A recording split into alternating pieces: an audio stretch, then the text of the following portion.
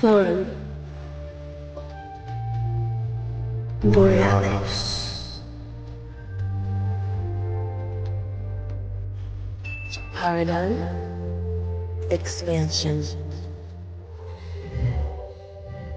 Greetings from the north to the citizens of the world. Welcome to the forum and another episode in our philosophy series where we're gonna explore what lies beyond death. Now, such a topic is bound to be speculative to a certain extent, although a surprisingly abundance of valid, plausible and verified info can be found in both modern cutting-edge science as well as within ancient esoteric and spiritual sciences. We have Clif High back, this time not in his capacity as computer and digital guru, but with the help of his other resources as a lifetime mystic and spiritual practitioner. Although I may not personally agree with every single detail of his take, I trust his judgment and insight level and find his contribution on the matter of sufficient value to be worthy of your consideration. His knowledge of Antarctica facts in our first show with him and his insight into consciousness matters in the second show checks out, but today it will be a much more subjective and less verifiable approach, necessitated by the subject itself. But Mr. High isn't a mere armchair philosopher who's read a few books, but a genuine psychonaut who brings to the table experience-based insights, coupled with adequate intuition and educational knowledge that I for one recognize is anchored in truth. Mr. High was born into a military family with a father who did intel work, and so lived abroad and moved around a lot in his years of growth. Though an autodidact in several areas, he's been into computers from its inception and has kept up to date, currently even teaching himself quantum computing. He's worked for Microsoft, GEC, Macroni, La Unum, Federal Energy Regulatory Commission, and many other private and public companies around the world as a contract software engineer and programmer. He also has a strong background in linguistics and human behavioral studies. Clif High owns tons of wits and self-irony and humbly describes himself as an old bald guy living out in the woods, screwing around with computers. This understatement doesn't hide the fact that he programs in over a dozen computer languages and has a patent on computer-assisted reading technology. His claim to fame is his brilliant 1993 invention called WebBot, which took until 1997 for completion. WebBot is an internet bot computer program that through prognostic linguistics is able to intercept global events before they happen. The WebBot forecast has had documented successes like predicting the 13,000 Bitcoin price and Trump's election and the anthrax attacks in Washington, the crash of American 507, many famous natural disasters and so on. WebBot uses the Prolog artificial intelligence computer language that, through words and phrase-centered processes, extracts naturally occurring leaks from the collective unconscious through everyone's routine communications. He founded the Half-Past Human Adventures and offers subscription-based access to detailed reports extracted from the WebBot results. Although he doesn't write books, his many alta or asymmetric language trend analysis reports are extensive and measures up 2 books. He's been featured in TV like History Channel and of course magazines and innumerable podcasts and radio shows like Coast to Coast, and describes himself as a fiercely dedicated Aikidoka, focused on life, freedom and the future, with a desire to free people from tyranny, reject feds, fake money, otherwise known as dollars, and embrace Bitcoin, gold or silver. Like most geniuses, his creativity and productivity finds outlets in several areas, like his inventions in boat and water life, of which he is a passionate activist. But above all, for the purposes of today's show, Clif is a natural philosopher and has been a yogi for over 50 years and practicing Aikido, as well as Zazen, Chan meditation for over 30 years. This and other similar lifetime achievements he brings to the table of tonight's discussion. Bon appetit.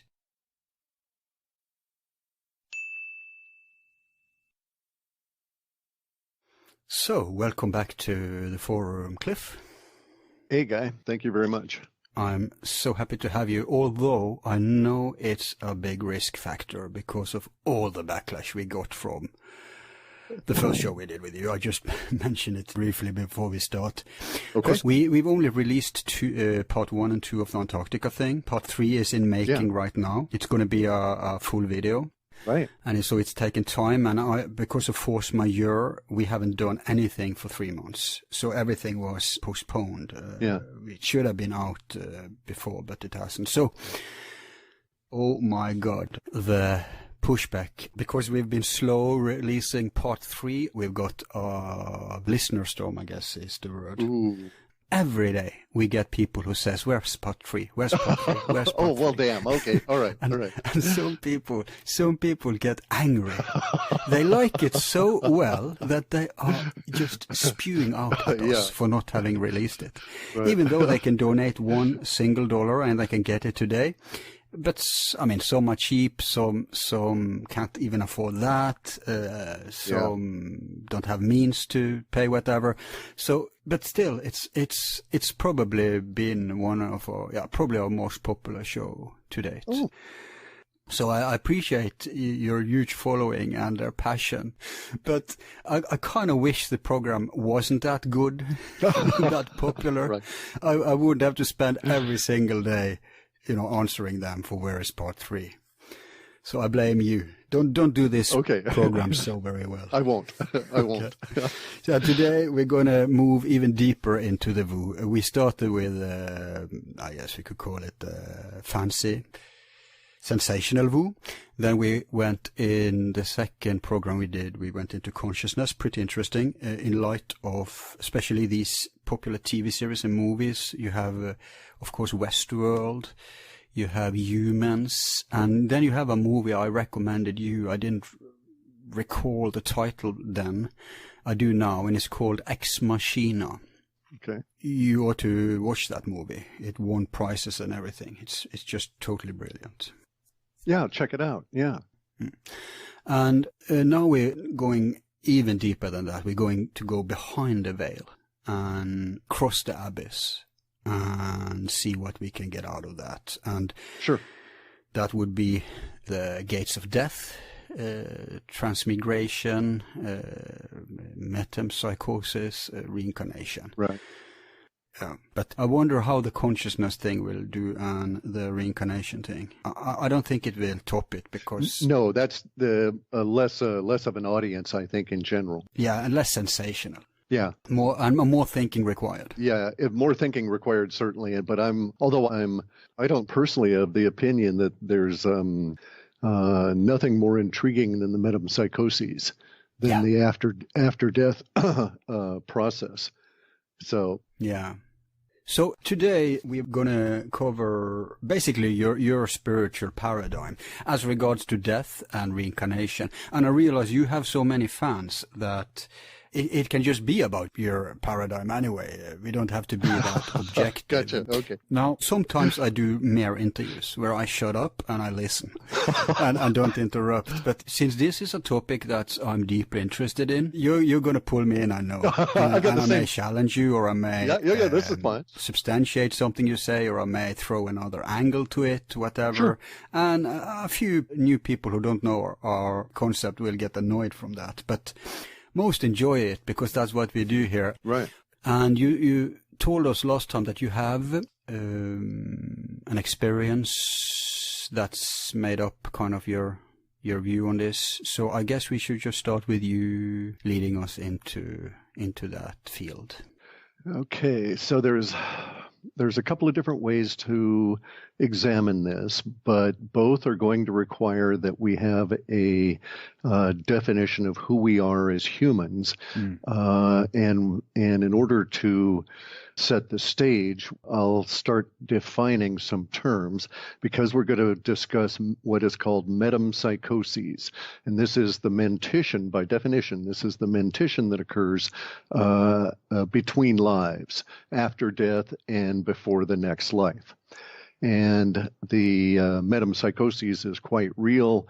There are even allopathic physicians who deal with death all the time who will tell you, yeah, there is some brainwave activity, even consistently, even minutes and an hour or more after the body is officially declared dead, even though the lungs don't circulate air, the blood is settling down, there's still thought going on. There's still thought registering. And you just have to say this is proven scientifically per today. Correct. And it's so common as to be noticed by the technicians that have to retrieve the machinery off of the recently deceased person, like the EKGs, EEGs, etc. Right? So they know that this occurs. Now, in the past, when people were struggling with the definition of who am I, what am I, various different schools and far lineage in history would or have arisen. And they're all pursuing the same goal, even though they may take different disciplinary methodology or methods to get at it. But basically, those that were successful set about defining the tools that they were going to use to determine what was human and what was existent in the metempsychoses, what happened after death. And so some of these schools were quite rigorous in their approach, occupied this study over thousands of years, categorized the results on it, and were systematic in this. And a couple of these schools are the yogi, unorganized relatively, out of India, nonetheless very successful. Yeah, but hang on, yogi is a very, very, very broad term and field, and it encompasses many, many traditions, some of which are not that related anyway. So are you just generally referring to whatever is genuine there? Or? No, sorry. What I'm talking about is specifically the material that Patanjali wrote in the Sun. Original yoga. Correct. The original science of yoga, also known as the Yoga Sutras. It's one of the most condensed books on the planet where there is not a single wasted word. It was intended to be very precise in what it described, even to the point of identifying those things that could not be defined, like the Purusa. So that would be what's referred to as Tantra yoga, wouldn't it? And I'm not referring to the Western sexual association of the word, but original tantric tradition. There's some dispute about, but yes, in general, I would suggest that Kashmir yoga, as it was practiced in Kashmir, Tibet, Nepal, which would include the Tantra yogas, had a very more connection to that original base. Okay, the Vajrayana. Correct. And see, here's the thing: the guy's name in our historical understanding he's called Patanjali, and really that means jolly from the Pathan area or the Hindu Kush. Okay, so it was more of a regional association, and we don't know for sure that there was an individual by that name. We do know that this book is written in Sanskrit in a very terse, precise way that that only is seen in Sanskrit science books. Sanskrit is a very flowery language. It lends itself to poetry and alliteration and all kinds of wordplay that you don't even have in English, even though English, 60% of English in terms of its syntax and how it is all put together, its vocabulary, it derives directly from Sanskrit. Okay, two seconds. We need to offer some practical self-help because people will want to get this book because it is translated and it is out there. But from what you're saying now, I'm thinking there may be many different translations and some will be more valuable than others. So can you recommend a specific translation that you validate? Yeah, it's done by a guy by the name of Itani, I think. If I had the book right here, I'm looking through my books as we speak, trying to find it so that I can give you the ISBN. But I'll do that even if I can't find it here right now. Yeah. I'll give you the ISBN so that you can put that out. Yeah. So, but the thing too is that there's commentaries on this, and all of the translations, they all have some form of commentary on each of the individual sutras. But almost all of them also have the original sutra in Sanskrit, the transliteration into a Roman language, because you can get, the thing translated into Italian for, you're not restricted to English. No, I have it in Danish of all things. Yeah, there you go then. Okay, see, so and so the commentary is useful, but to me, it was the precision and the terseness of what was actually discussed in the text, even though there are some things, like I say, like the Parusa and many of these other elements that are not defined.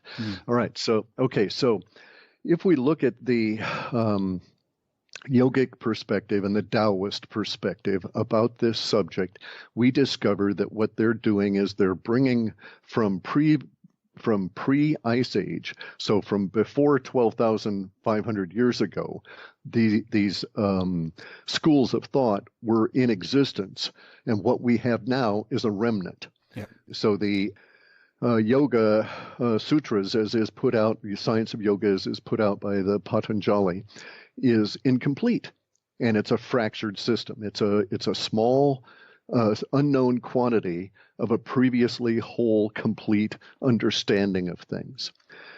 Because when they wrote it down, it had already been a living oral tradition for thousands of years, and people need to understand that's how it used to go down.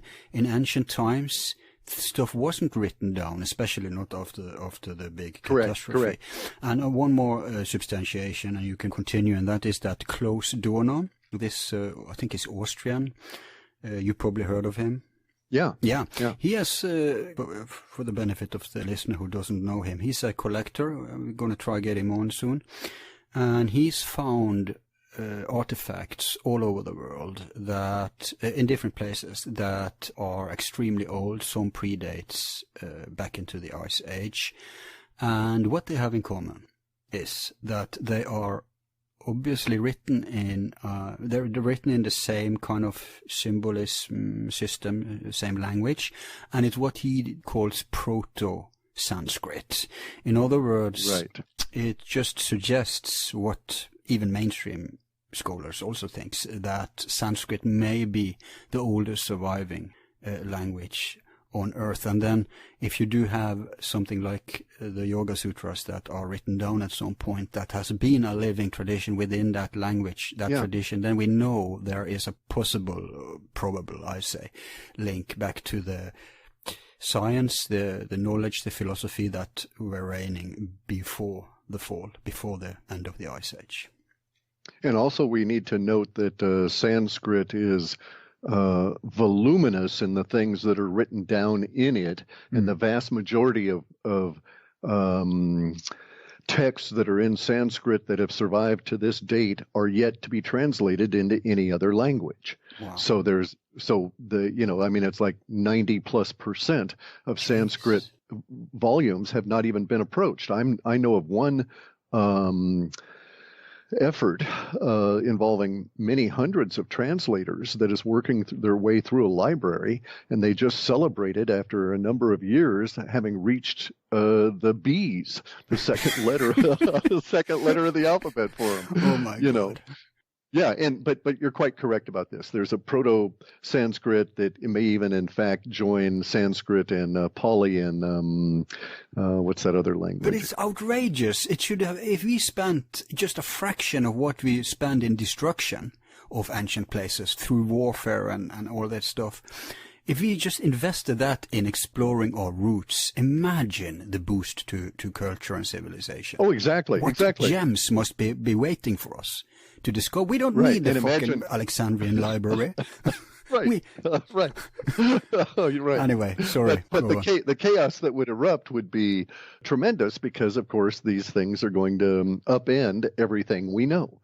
So, for instance, let's just categorically state that it is. I'm of the opinion that those schools of thought, including those in the North America and Central America and so on, that recognize that humans have multiple minds, are correct. And so the multiple minds of a human consist of the body mind, the feeling mind, the desire mind, knowledge and reason, and then the thinking mind and the knowing mind. And it is the thinking mind and the knowing mind that are not within our bodies now. And our bodies are so limited that when our consciousness is shoving itself into our bodies at an advanced age, by the way, and we can get into that, but when that occurs, this is why you always have this feeling. All humans in all cultures will tell you that they have a higher self if you approach it in such a way as to allow them to direct the conversation. They may not use that word, but we all have this understanding of ourselves as something greater than what is shoved into our bodies. So your model would be a sevenfold division? Correct. Okay.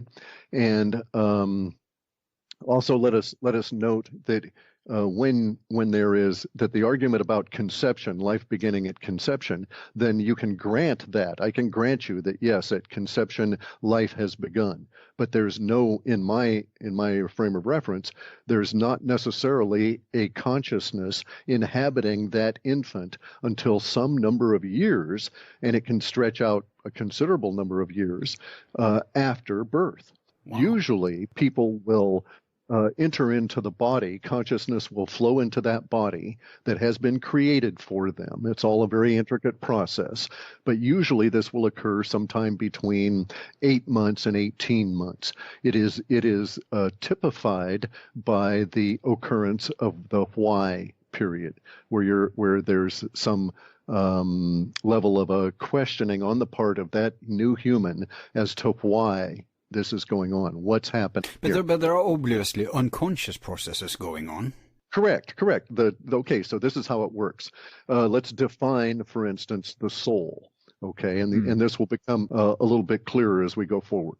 Everybody says, "Oh, I'm going to trade my soul to the devil for whatever," or "I've lost my soul," or "I am a soul." We all use this term without really defining it. Most people can't. Almost all religions are unable to define the soul simply. But the same applies for the notion of God. No, God is okay, but also God is very also easily understood in this system, and God only exists on this side of the death barrier, and we know this, and we can prove it just by history and looking around us. So gods can die, and they can be resurrected. But it's a combined energy that is a God, and it only exists on this side of death. I've gone through the meditation process that can yield brief glimpses of the metempsychoses from this life, and can validate experientially. You have to take my word for it, I guess, that indeed that is the case. That after death, God does not show up when you're actually transiting into the metempsychoses. There's a brief period of time when the minds are confused, and that's the period of time in the death process that you'll see Jesus or be escorted to, Yahweh sitting on a giant throne and so forth. But that is you're still trapped in a transitional phase, and you're not actually into the metempsychoses then. But let me get back to the soul. Sure. Okay, the soul is conscious, but it is not you. It is not your consciousness. The soul is an automaton. Okay, it's a mechanism whereby a body is grown for you. Now, this mechanism is very complex because the soul grows that body for you from a template that is the combined egg and sperm of the parents. But you'll note that the genetics do not hold true. That you can be quite different from your brother, even though genetically and DNA shows that you're indeed both of those parents, and nothing happened there, right? And so the soul comes on into existence, or the soul doesn't die. It serves a function, and it is conscious. It is conscious of its purpose, but not of itself. All right? You have to make that distinction. It is aware of its purpose and knows what to do, but not of itself doing it. And so there's the difference between conscious and consciousness. It's not aware of itself being conscious. So would you agree with how most people define the soul as some kind of self, higher self, deepest self, the real me, the I? No. It has nothing to do with I-ness. Okay, you're correct that the deeper self, the I-ness, the higher self is is who we are. But the soul is at the other end of that. It's the mechanical part that creates the body, that makes it breathe, and so on, and it brings across a huge amount of karmic activity. Yeah, but wouldn't this just be semantics? Because when people No. Let me explain. Okay. So the woman gets into a state where pregnancy can occur. The action of the sperm and the egg create gestation. In that process of gestation, certain hormones are released by that woman. As part of this process, in a manner that is unknown and to a certain extent shouldn't or can't be discussed adequately in words, the soul becomes aware that woman's pregnancy is available, so to speak. And it is slotted to that. The mechanism whereby that soul finds that woman, we needn't go into, but there's many different descriptions of it. And what happens is she breathes in the soul. The soul of that new life enters her body via her breath. And it then takes what is a generic process that would yield a very undifferentiated human, and it is a template, and it is magnetically and energetically surrounds the gestating fetus and impresses upon that newly forming body the mold characteristics that the soul brings. So you can think of the soul as a two-part mold that smacks itself around the fetus, such that as the fetus matures, it takes on the characteristics of that mold. Hang on, what was that word, mold? M-O-L-D, like in a molding a boat. A template, correct, okay. Correct. Okay, so the soul is this template, and it is more than a template because the soul goes with that body and becomes part of that body until death, and brings along to that body and accumulates within that body the karma of both the past life and the current life. Can the body survive without it? No, without the soul, no. If the soul fails to attach, stillbirth results, and if the soul is damaged, which it can happen, if the soul is damaged to a certain extent in its relationship with that body, then consciousness can't enter that body, and you'll have a sort of a bizarre death series after birth. So, so the body can be born, and in the process of birth, or because of radiation or some of these various different effects, the soul can fail to provide the conduit, the silver thread, the shoshuna, that is necessary for consciousness to come on in some 8 months to 18 months later on. Almost everybody, if they really think about it, if they can put their mind to it, will have a first memory. Okay, Yeah. no one's first memory is the birth canal. No one's first memory is inside their mother's womb. Actually, I didn't want to bring this up because I want you to go on, but now I have to. Sure. And I've already disclosed it in an interview someone did with me. When I was a child, very, very little, I guess 5 or something, I don't recall exactly how old, but I was telling my mother about, they were talking about France, and I was conceived, by the way, in France. Right. And they were talking about France, and I said, hey, do you remember in Paris when this and that happened? And she looked at me as she's seen a ghost, and she said, but honey, you weren't born then. You were in mommy's belly. And I remember that was a shock. I didn't believe it at first. Okay. And I agree that can occur. And like the interviewer told me, you did not have a memory of being inside of her womb, right? No, I didn't. It was like I identified with what happened, like I was outside. Okay. And I agree. Get it? So that's my earliest memory. Okay. So one of your earliest memories is in fact telling your mother about data that you knew about, not the memory of the occurrence. In other words, you had no physical body-mind participation in that memory. And so we need to define this a little bit more. Okay. The first memory that most people have will be coming into their body. All right. Okay. And so. Okay, so for me, I can be quite personal, and I can say that I came into this body. It was in the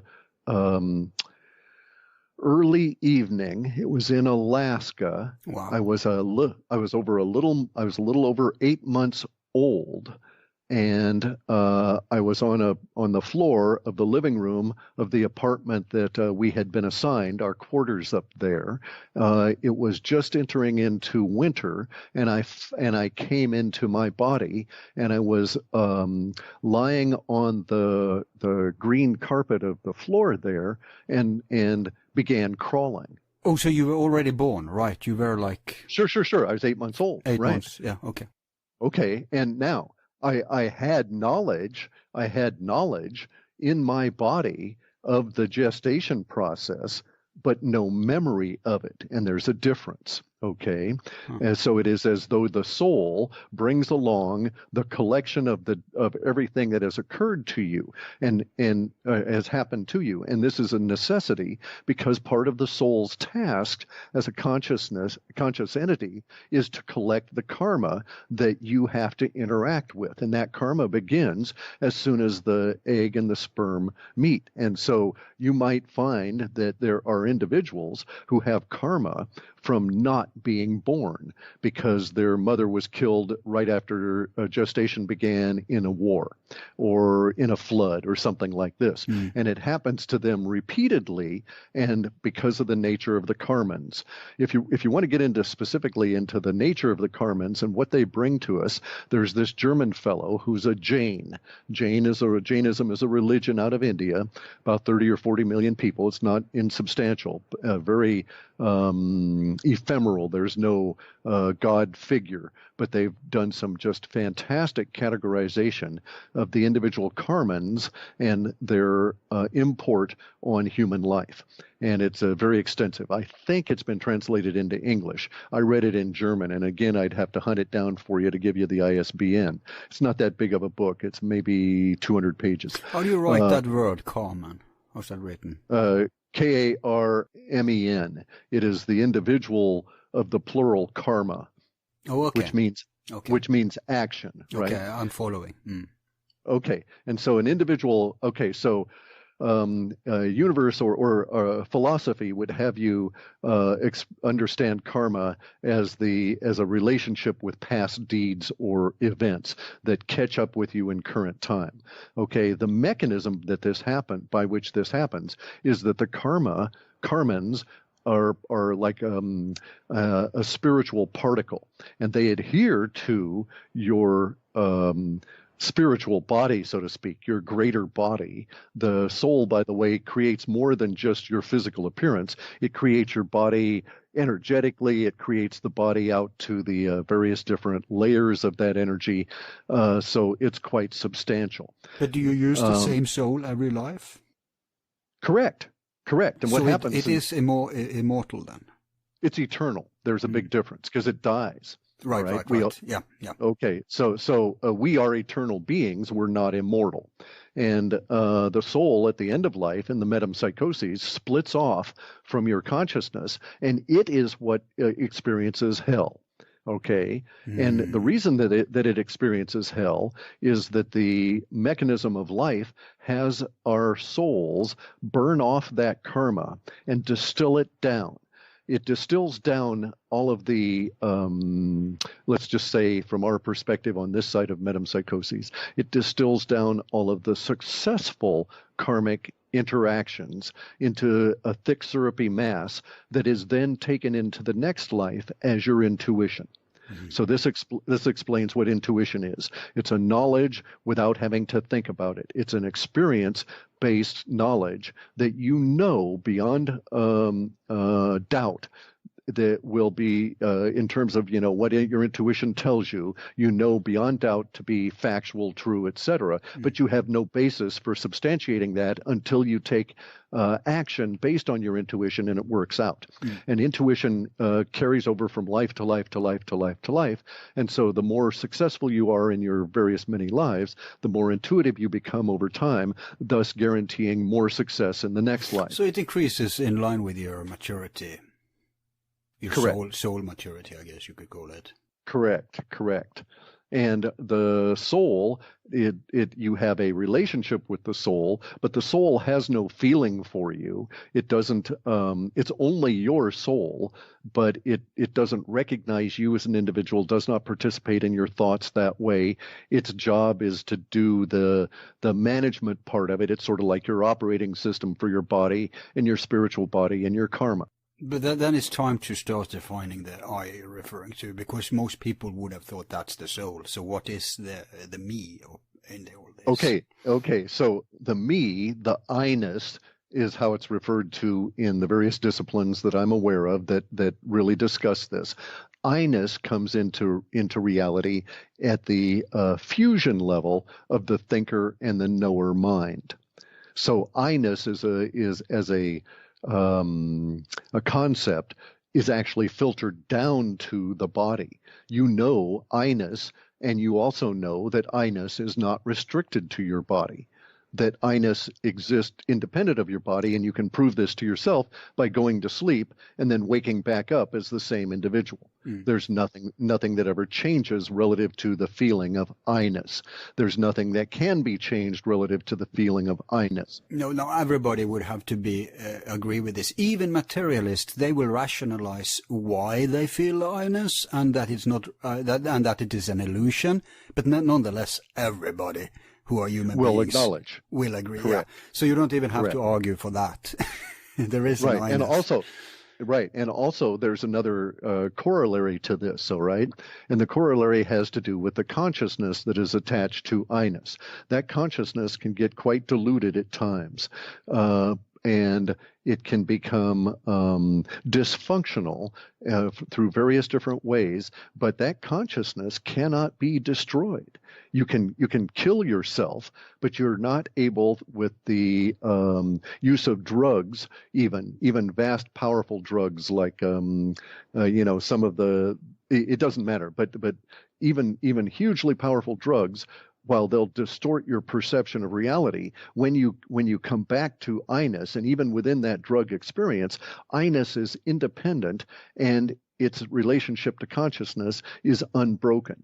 And so the statements that you can, expand your consciousness, alter your consciousness, accelerate your consciousness, or ascend to another kind of consciousness they're all bullshit, because consciousness is as inviolate and as steady as is I-ness, as is your soul.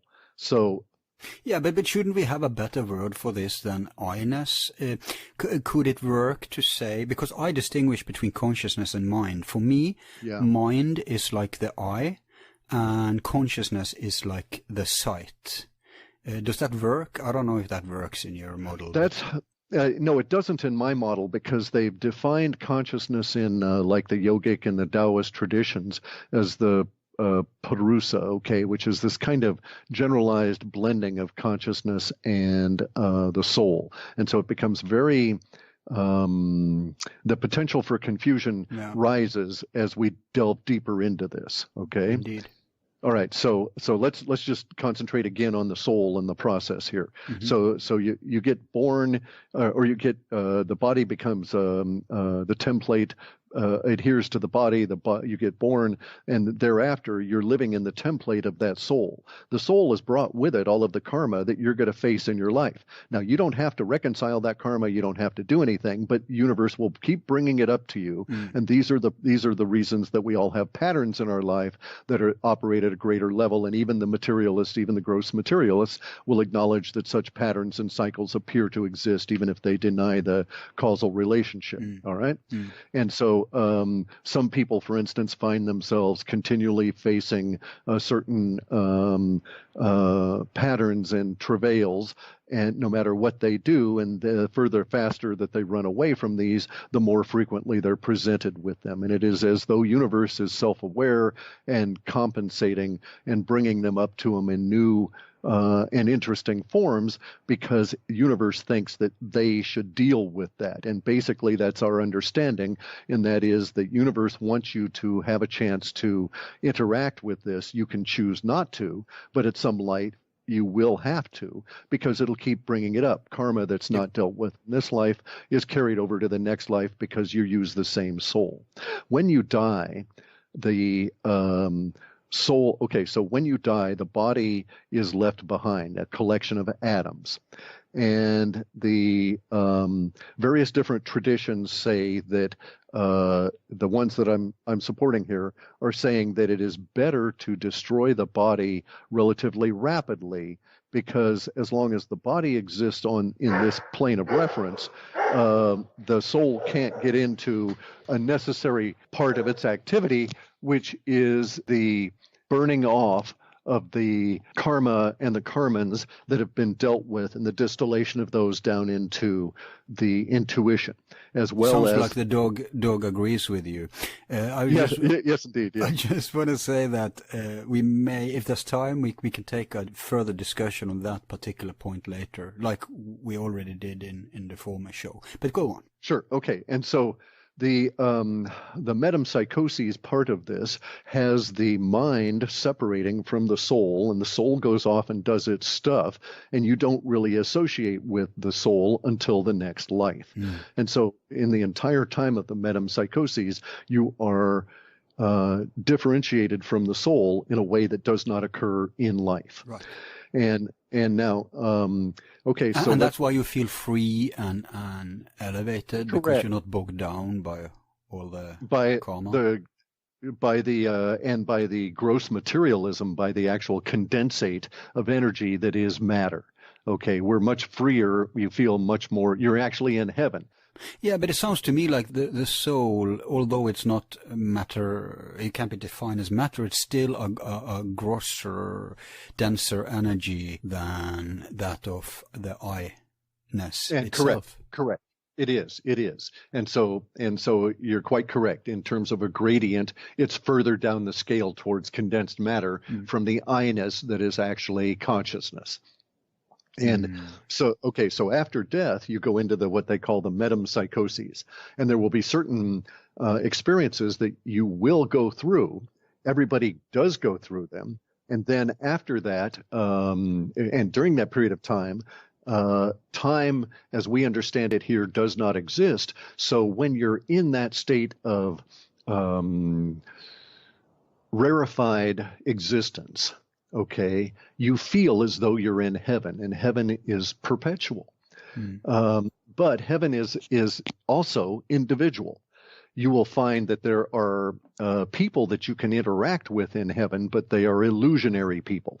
You don't share heaven with any other beings. Your concept of heaven, the feelings that you will have in paradise, are not shared with your family or with any of... like lucid dreams. You can invoke a certain level of lucid dreams is not just becoming awake that you're dreaming, but you can start creating stuff.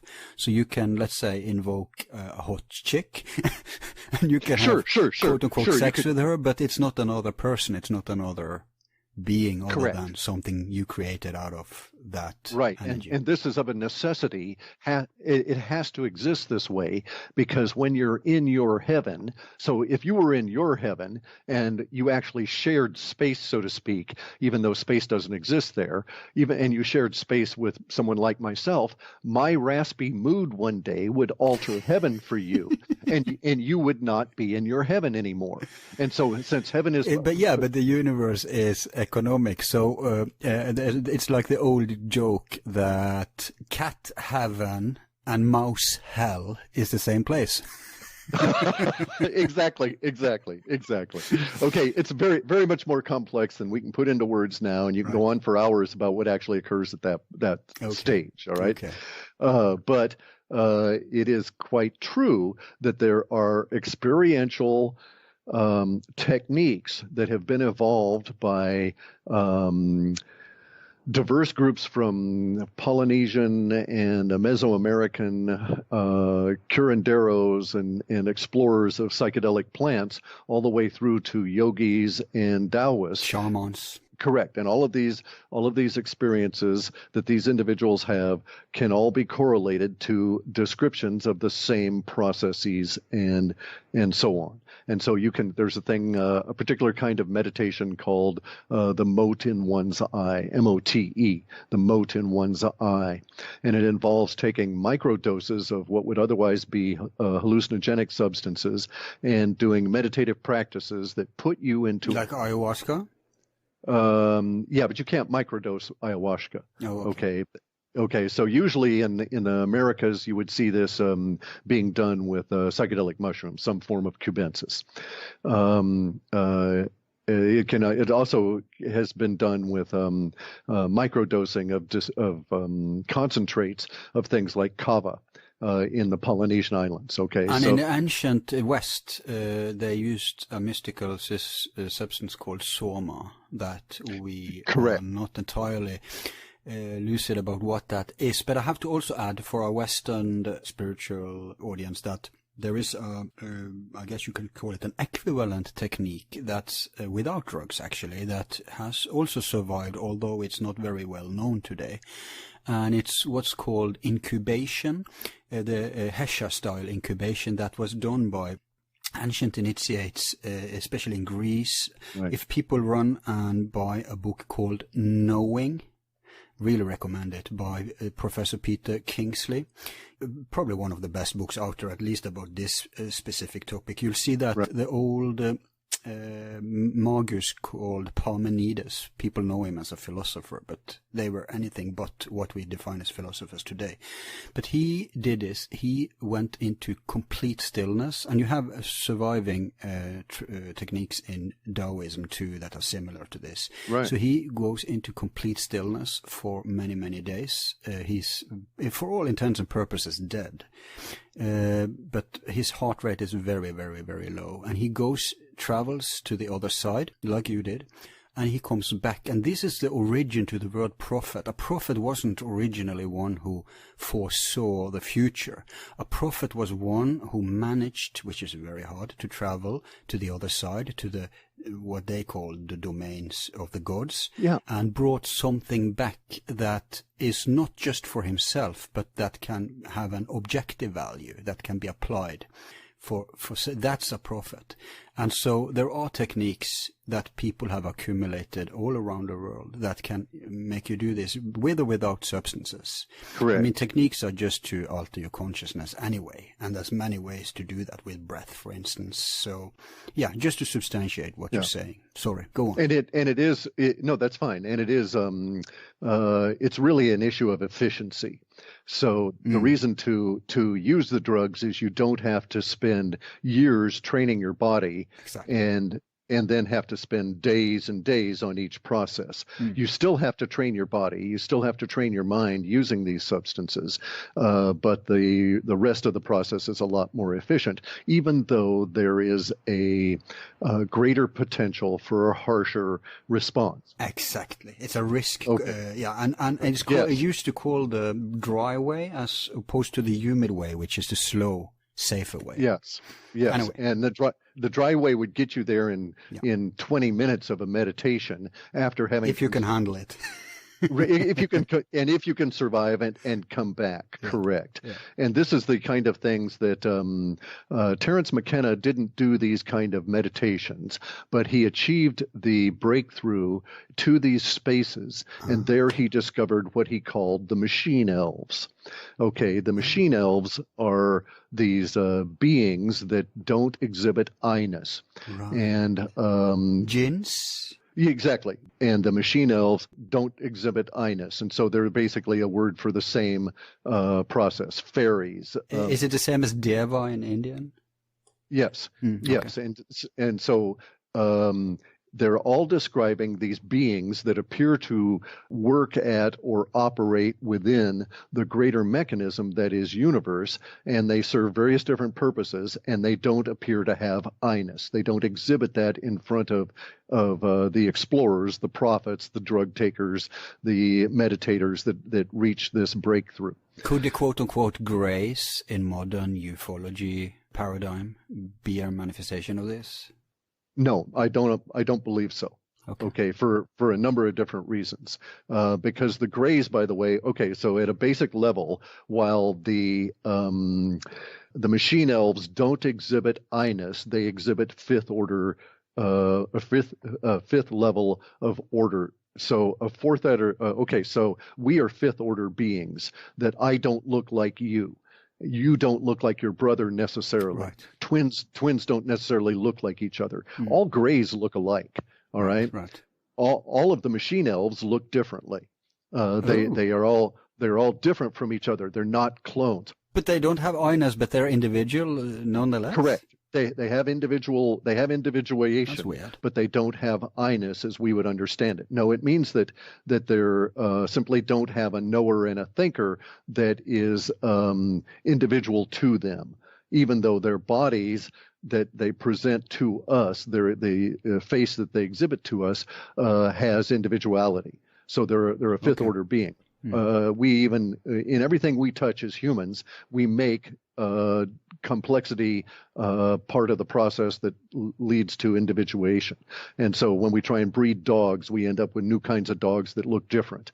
So animal life that's going the other way, that's fourth order, is like the grays, but also like insects. Insects are always replicating themselves as close as possible to the template. So it's as though all insects shared the same soul. I'm not able to comment on how the evolution of the soul progresses without going into stuff that would take us 5 or 10 hours to really explore. But beyond that, the machine elves serve a function in communicating to the mind of the prophet or the explorer as they're doing these meditations. It is as though the machine elves are placed as wayposts or guideposts.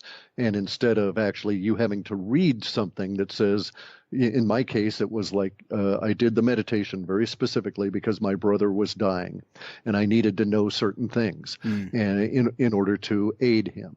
And so I did the meditation and I crossed the great divide, as they call it, or crossed the great water. And I did everything that was appropriate. such as leaving a trail for myself. You never surrender yourself 100%. You always try and restrict 10% so that you can find your way back to your body, and all of these various different things. And I encountered the machine elves. And I encountered the machine elves all sitting around like garden gnomes on shelves.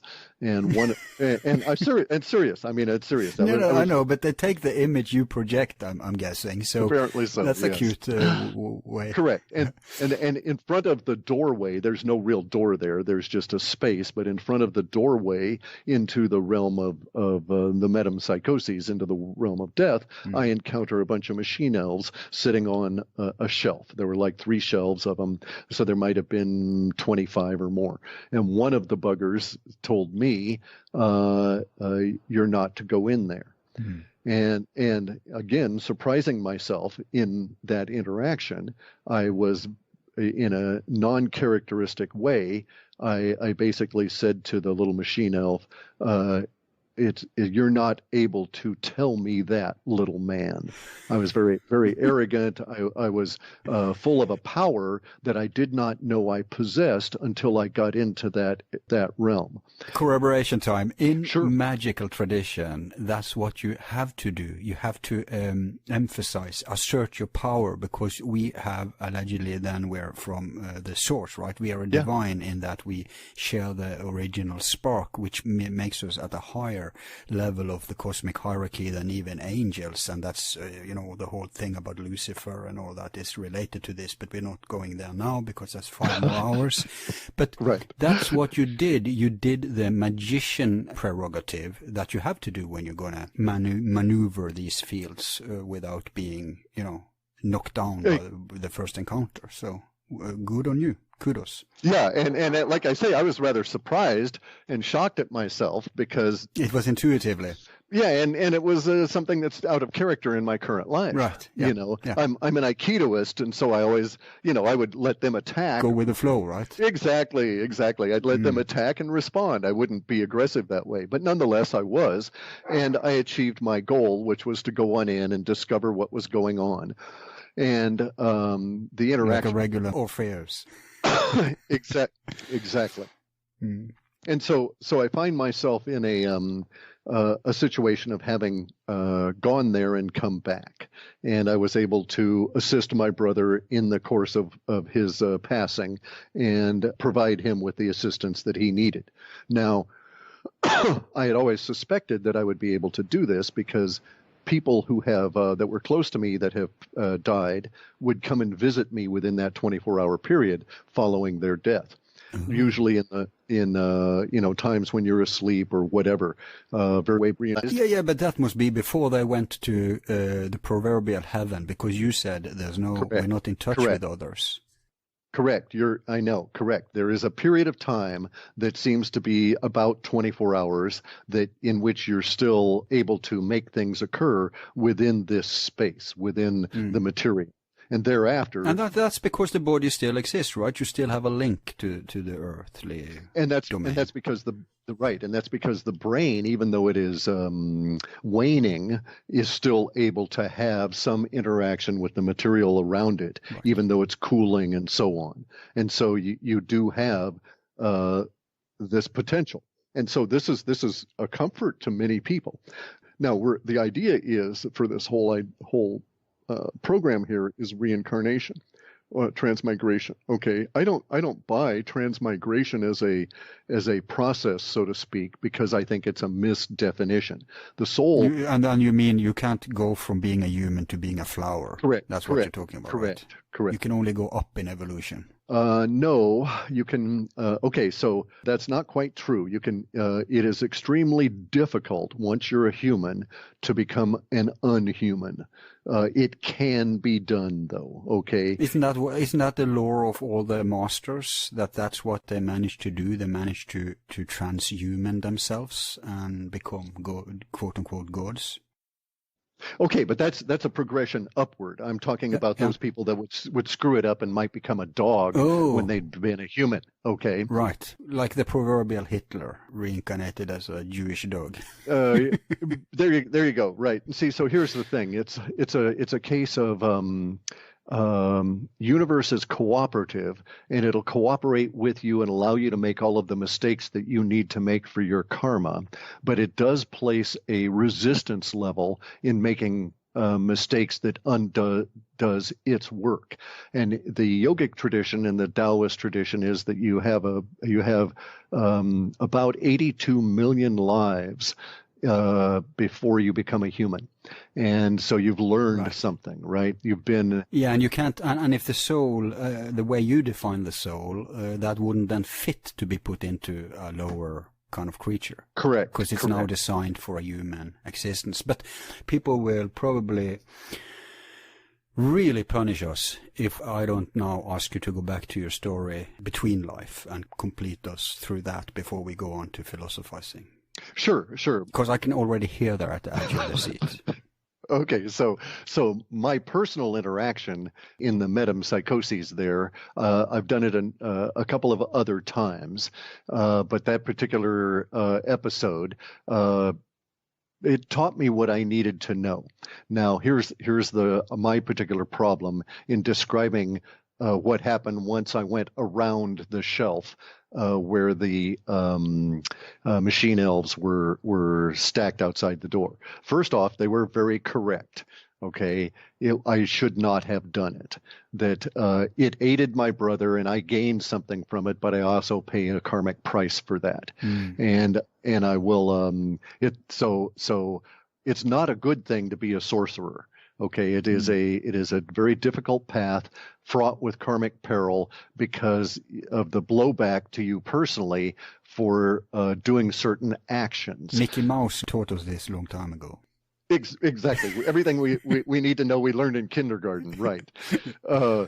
But here within the metempsychoses, in that state where you're doing the moat meditation and you actually cross over, you are not bound by the process that the soul will be going through when you actually exit via death. And so there's a freedom of movement within there that is based on how much energy one has as a meditator. And the ability to maintain that energy as well as to maintain the Shoshona, the silver thread back to your own body for your consciousness. And if you don't do that, it's you don't recover. And so, the yogis have the tradition of blessing the 10,000 who died before us. And the 10,000 is simply a number. Yeah. It could be 100,000 people that tried this and didn't come back. Because any kind of navel string is meant to sustain you. So if that cord is cut, then you're not getting the sustainment, then you dissolve. Exactly, and it's a very ugly process because there is no cohesive separation of the soul with the I-ness at that time. Each is separately going to have to wend its way out of the materium before it gets together again. And it will get together again, but as I say, it's not a particularly a nice period of time. Okay. But when you're not there due to death, and you have energy from having been a meditator, and storing up the energy, compressing the ball, as they say, then you have the freedom to sort of like fly around and see what's happening. And it confirmed to me the information that I had been given as a result of having had experiences where I was presented with my own I-ness in sort of like the other side of this, which is the enlightenment process.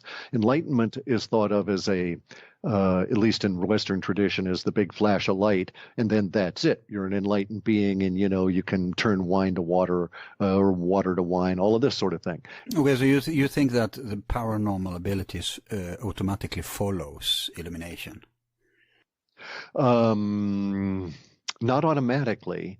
for some people, that intuition brings those along with them. In the Patanjali book, you'll notice at the very end they talk about, I think it's in the very end of chapter, the siddhis, correct, which you bring with you into your new life. And many people, they even point out, some people are born with yogic abilities, and seemingly that would contradict the idea of yoga, where it is an earned response. Well, they can have attained it in a former life, right? Correct, exactly. That's precisely what's going on. It's and in they the have template of the soul. And there's karma that says they've got to deal with it at that level. Right. So the whole thing is it's very tricky. I mean, it's very, very difficult to navigate this. And now having gone through all of this and being of an more advanced age, I'm aware of the constant repetition of the story that we all see of crossing the river of death, crossing the river Styx, and retrieving the Hercules kind of thing and coming back, the spiritual journey that is at the root of all of the stories, and most of the stories out of Hollywood. All the ancient myths, let's stick to them because they are purer. Yeah, exactly. And most of the stories that are propelling people to examine ancient mystery schools. But the whole point is that these are all descriptions of this process of having gone and done the exploration, and that's how the Taoists conceive of it. It is exploring the other side here. Now, there are practical reasons to do so, even in this life, because it provides the sure and certain knowledge that religion is only a hint of. And if you've had experiences where you've seen, and I use the word advisedly, your other selves. Okay, so we have to go back also at some point to define all these different selves you talked about. So right. So here's the thing. Okay, karma is. We really need to delve into it now. Okay. Because we have the various minds. You have a body mind that is the connection into the soul. You have a desire mind, which is thought to operate from the blood, and the desire mind is mostly affecting men more completely and occupies more of their time than women. And then they have the feeling mind, which is the reverse. It occupies women more than it does men. And then you have the reason and rightness, and then you have knowing and thinking. But you also have, because it is necessary within the nature of karma and universe that a human being be a complete being and progress in its progress upward, so to speak, it is necessary. You have to balance all these selves, right? Correct. Well, no, those are minds. Now we're going to get into the self. Yeah, right. Okay. So I have myself. And myself has connections to these minds, but I alone, my sense of I-ness, is in this life joined to this self. But in my next life, that sense of I-ness will still exist, but it won't be joined to a body created by the soul that created this body. Okay, that's what many people refer to as an ego or a personality. Well, okay, I'm not talking about the personality that only exists in this realm. That's temporary, follows your incarnation. Right. Okay, so what I'm talking about here is that every human being has 6 male and 6 female incarnations in a complete cycle. And they alternate. So I was born, this I-ness was born male in this body, this life. But it doesn't have to be every cycle. You don't go from male, female, male, female, male, female like that, right? Mostly you do. The mostly you don't have to, but mostly that is indeed the case. That's disputed by some of the research into children's who remember their past lives. Many of them are shocked by the death. They often have an abrupt death, and that's why. Yes, you can remember your former life if you're an illuminated master, right? Because you've gone to the level. No, I don't. I dispute that. Okay, I would really. So, because I'm thinking, because the psychologists think that the reason we're afraid of death is because of the shock of being born, but I'm thinking that the shock of death can traumatize you so that you do remember. You're correct. Okay, and most of the children they have researched had the same gender. And that is surprising. Correct. Okay, but see, this is part of the exception proves the rule. Okay, all right. Yeah, because I have to say also that they got the feeling. The researcher I talked with said that he got the feeling that the reason they were thrown back so fast because it was, I think it was everybody was within a time period of 2 years. That was that they hadn't got to complete their incarnation, and so correct, and that may explain why they're coming back as the same gender, because they had a task as that gender. So that can substantiate your claim nonetheless. Right, and they have a karma that means that they've got to deal with that, something that was able to or not able to be presented to them, a true accidental death, if you will. Usually when you find that this is the case, the memories will fade on these children about between the ages 6 and 8. Yeah, that's what they found. Yep. Okay, and in addition to that, you'll find that they are geographically reasonably close to where they were. Exactly. And that they're also culturally in a similar position, and that the body has basically the same template in their most recent life. Yeah, they look like. But these will be the freak exception. So you're saying we can reincarnate in huge areas, different continents. Sure. But here's something else to note about the children there. Mm-hmm. Okay, so let's look at reincarnation in the metempsychoses. In the metempsychoses, the soul goes off to hell, you go into heaven, but there's a time period that before the next life that's called the deep sleep or the big rest, and we say rest in peace, right? Yeah. And during that period of time, you get energized, you get charged, because life is very difficult in the materium. Now, these children that have been reborn died young as a rule. They did not have very extensive lives, because the more you do in this reality, the longer your deep sleep is, your rest period is in the metempsychoses. So, the more energy you've accumulated, the more karmic boundaries. So in this regard, I would dispute that Hitler has even been reborn yet, and it might be many, many, many cycles before he's reborn, simply because of the amount of energy that was focused on him during and after his life. So world leaders are actually making a huge cosmic trap for themselves. It goes even beyond that. It's deeper. You remember the issue of Obama going to look at the statuary in Egypt that seemed to show his face? Yeah. Okay, they think that is indeed the case, and they're looking for examples of themselves in previous lives. And it is this war across time that's going on. The Templars, when the Templars were assaulted and killed by the Pope, and the King of France at that time, they chose the most horrific ways they could think of to do so, because they wanted that death shock to incinerate, and that's why they burned them, incinerate the soul and shock it so much. They did not want these people being reborn within just a couple of thousand years. They wanted them to be reborn 10, 20, or 30, or 40,000 years out, so that they would not have to deal with them in their future plans. So see, it's all very cohesive. And still, you're in favor of cremation, but we'll get back to that. No. Okay, cremation. But see, cremation is necessary, because as long as the body exists in the materium, you hold the soul hostage in its hell.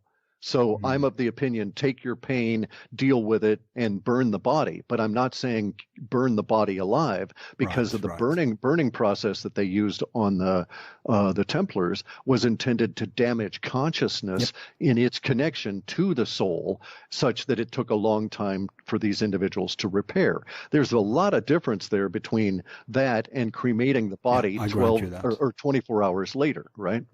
Now, and also, you needn't cremate the body. The Hindus put the body out to be eaten by the birds, and the body is basically Now we're talking.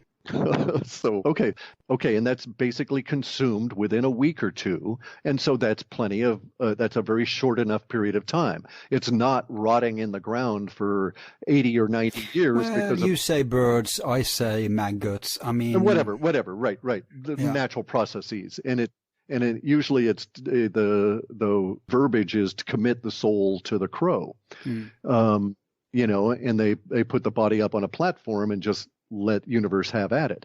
And you recirculate your energy as it will happen anyway. No atom ever dies, so to speak. Everything is recirculated in this economic universe. And you don't own any of these atoms anyway. No, and I have to add also that within 7 years, every single atom in your body is changed.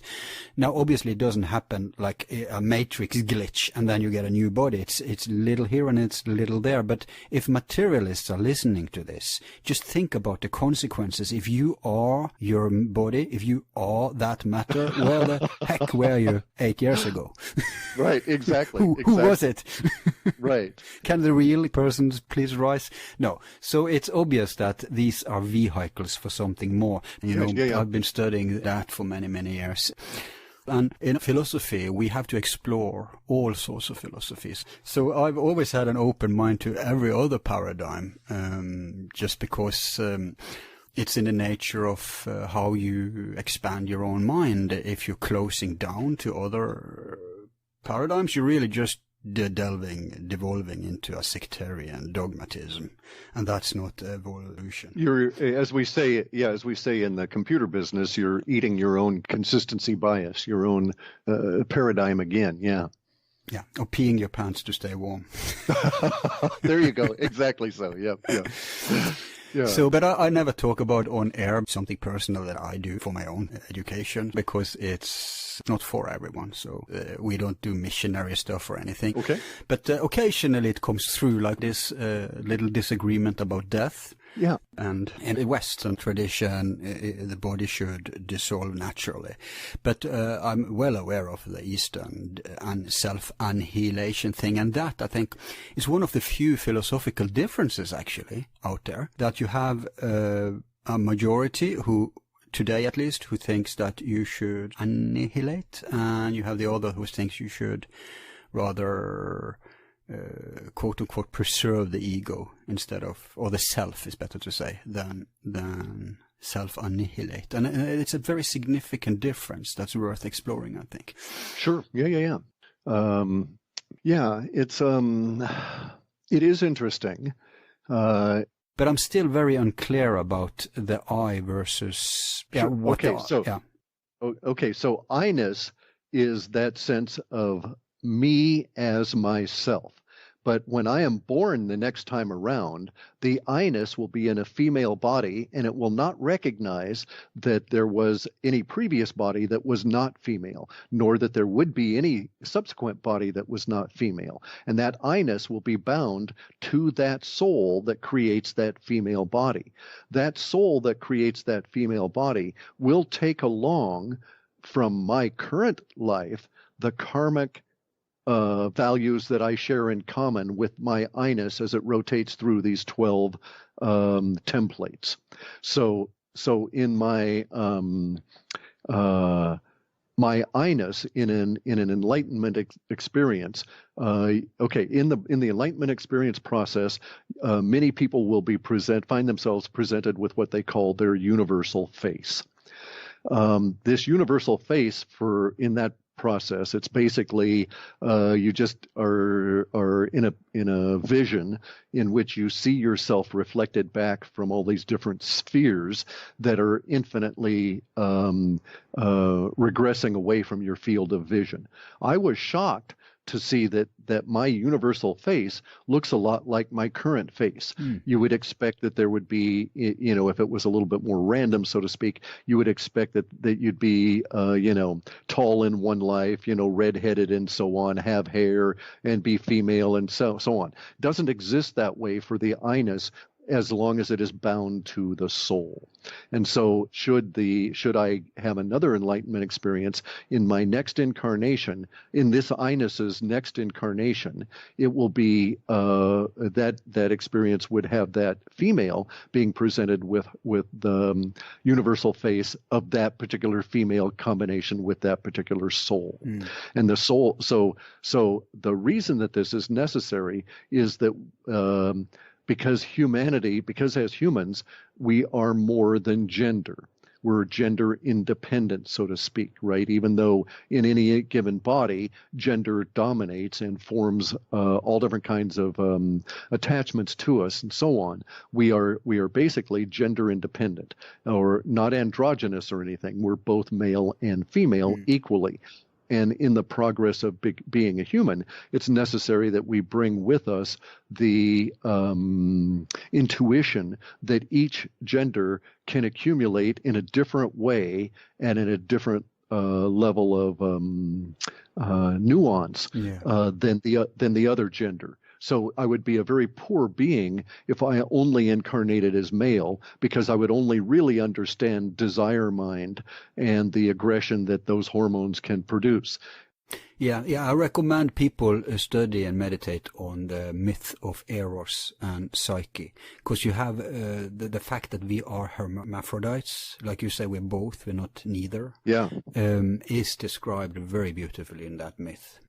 And even in Freemasonry, okay, because Freemasonry has as its core the idea that we're all progressing to where an individual will have two spines and be both male and female. Oh, interesting. Okay, and thus the Boaz and Yakim, the two pillars of Masonry.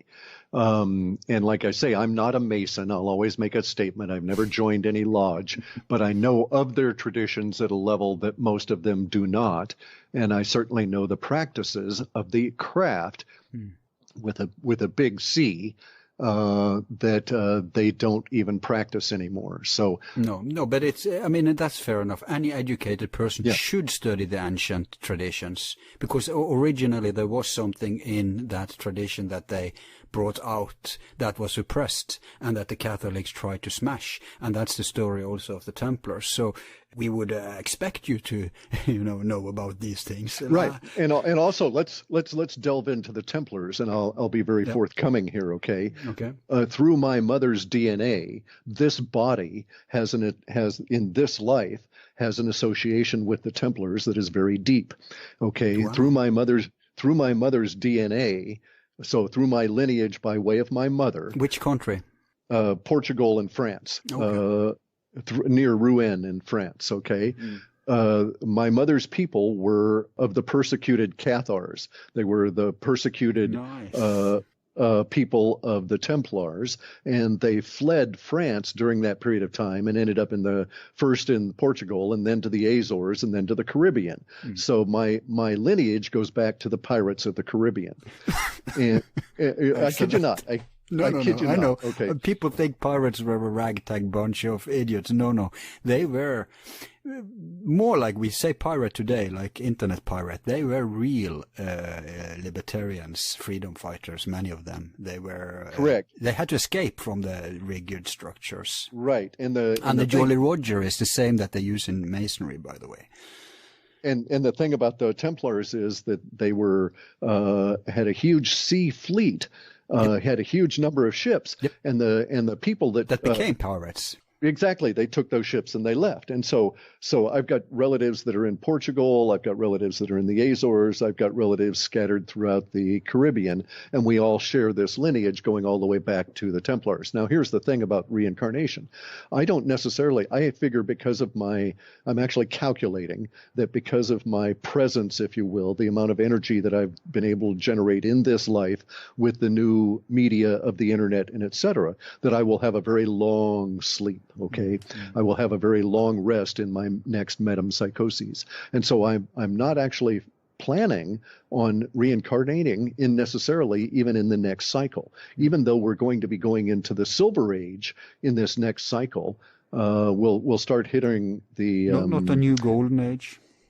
No, that's the new golden age is beyond the silver age. These are yeah, but if we're in the Kali Yuga now, then the next step would be the golden age, wouldn't it? No. It's a reboot. You work your way up. So it's gold, silver, bronze, iron, bronze, silver, gold. Oh, like that. So you agree we are in the Iron Age, but we have to go back the same route. Sure, correct, exactly so. And we're 65 years away from making the transition from the Iron Age from the Bronze Age into the Silver Age. We're not actually okay, in people who listen now, go and check out our program that's called Human Prehistory According to Esoterica. It's not out now when I speak with you, Cliff, but it will be out when this program here is released, so they can find it. We go very deeply into these ages and these cycles there. Okay. Just to get the more knowledge about what we're talking about. Yeah. So in 65 years, we're actually heading out of the Bronze Age that we're in now into the Silver Age, and it's going to be fantastic. It's good, but I'm probably going to miss it. I'll come back in the Golden Age, and I'm pretty certain of that. But usually, these Taoists that I know that have some acumen, and they're one guy's very old and has been doing this all of his life, and he's coincidentally he's Mongolian, but these guys are of the opinion that there's a mathematics. If we could only understand the variables within the formula, you could calculate how many thousands of years would be necessary to sleep in order to recover from the energies that would be released in certain acts in the karma. Then you can identify former lives too. No. With that formula? You could identify when you might have existed in the past, but not details. It's necessary that you not remember. It's necessary that you have no flippin' clue about what you were doing then. Now, so let's talk specifics. I have an affinity for a specific period in ancient Rome. Does that mean I lived during that period of time? Perhaps. Okay, I have an affinity that has drawn to me certain ancient coins and other things in an unbidden fashion over my life. Hang on just a second here. That guy's looking a little serious. I'll be right back. Hang on just a second. Yep.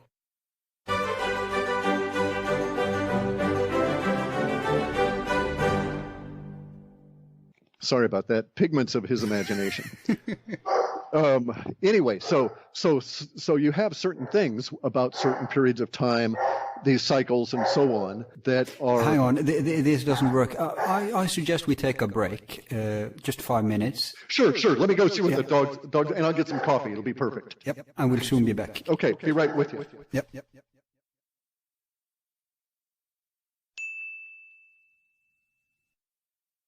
All of our files are free and will remain free. If you like the show, you can show support by donating $1 to help with expenses. Just use the PayPal link on our website, YouTube channel, or Facebook page. Thanks.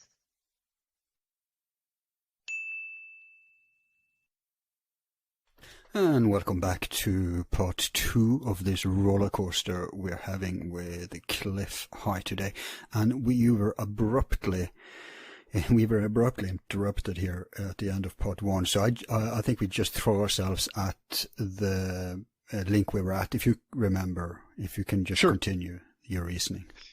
Yeah, okay. So I have an affinity in this body, in this life, for a particular age that I can identify in what we would think of as ancient Rome. And throughout my life, experiences, especially as a child in Europe, an American child in Europe, basically being drug around all over the place, certain things, if you will, accumulated to me without my having any desire or attachment for them. And they were all of a particular pattern and of a particular age, and all related back to a particular time in ancient Rome. I suspect that is because of my previous life, my previous incarnation was in ancient Rome. I don't, for instance... And you mean the immediate previous to this life? Correct. To this I-ness in this soul as a male. Okay, so I may have been born in the Middle Ages. I may have lived in the 1800s in another, in my I-ness, but attached to one of the other souls that I-ness operates within. Because in my understanding, it's most usual to do male, female, and alternate around. It does not necessarily have to happen that way. But also, as an aside, let's put to rest here a question that does arise and that I've had to experience before, and that is, how does this deal with the idea of transgenderism? Those individuals that feel themselves to be male or female, absent or in opposition to the current body. Okay, but don't spend too much time on that. No, I was just going Yep. Right. I was just going to say that the reason that occurs has to do with if you will, a blending or a flowing of energies from their next life. Oh, so it's not a residue from the former. Correct. But an anticipation of the next. Correct. The bleed through of the future coming in. So in their next life, they may find themselves, or they're preparing in essence for their next life is one way to think about it at a soul level. And that bleeds over into their consciousness in this life. And that the issue is not that they are indeed another gender in their current body, trapped, a female trapped in a male body and so forth, is what they need, in my opinion, is to do mental or meditation exercises and get their mind right, and things will sort themselves out for this life and the next life. Yeah, of course, it will produce hormones to a certain degree, how the mind is correct. Well, there's something that we need to address, and that is that our connection to our body is so strong, and that our desire mind and our feeling mind are 100% driven by hormones.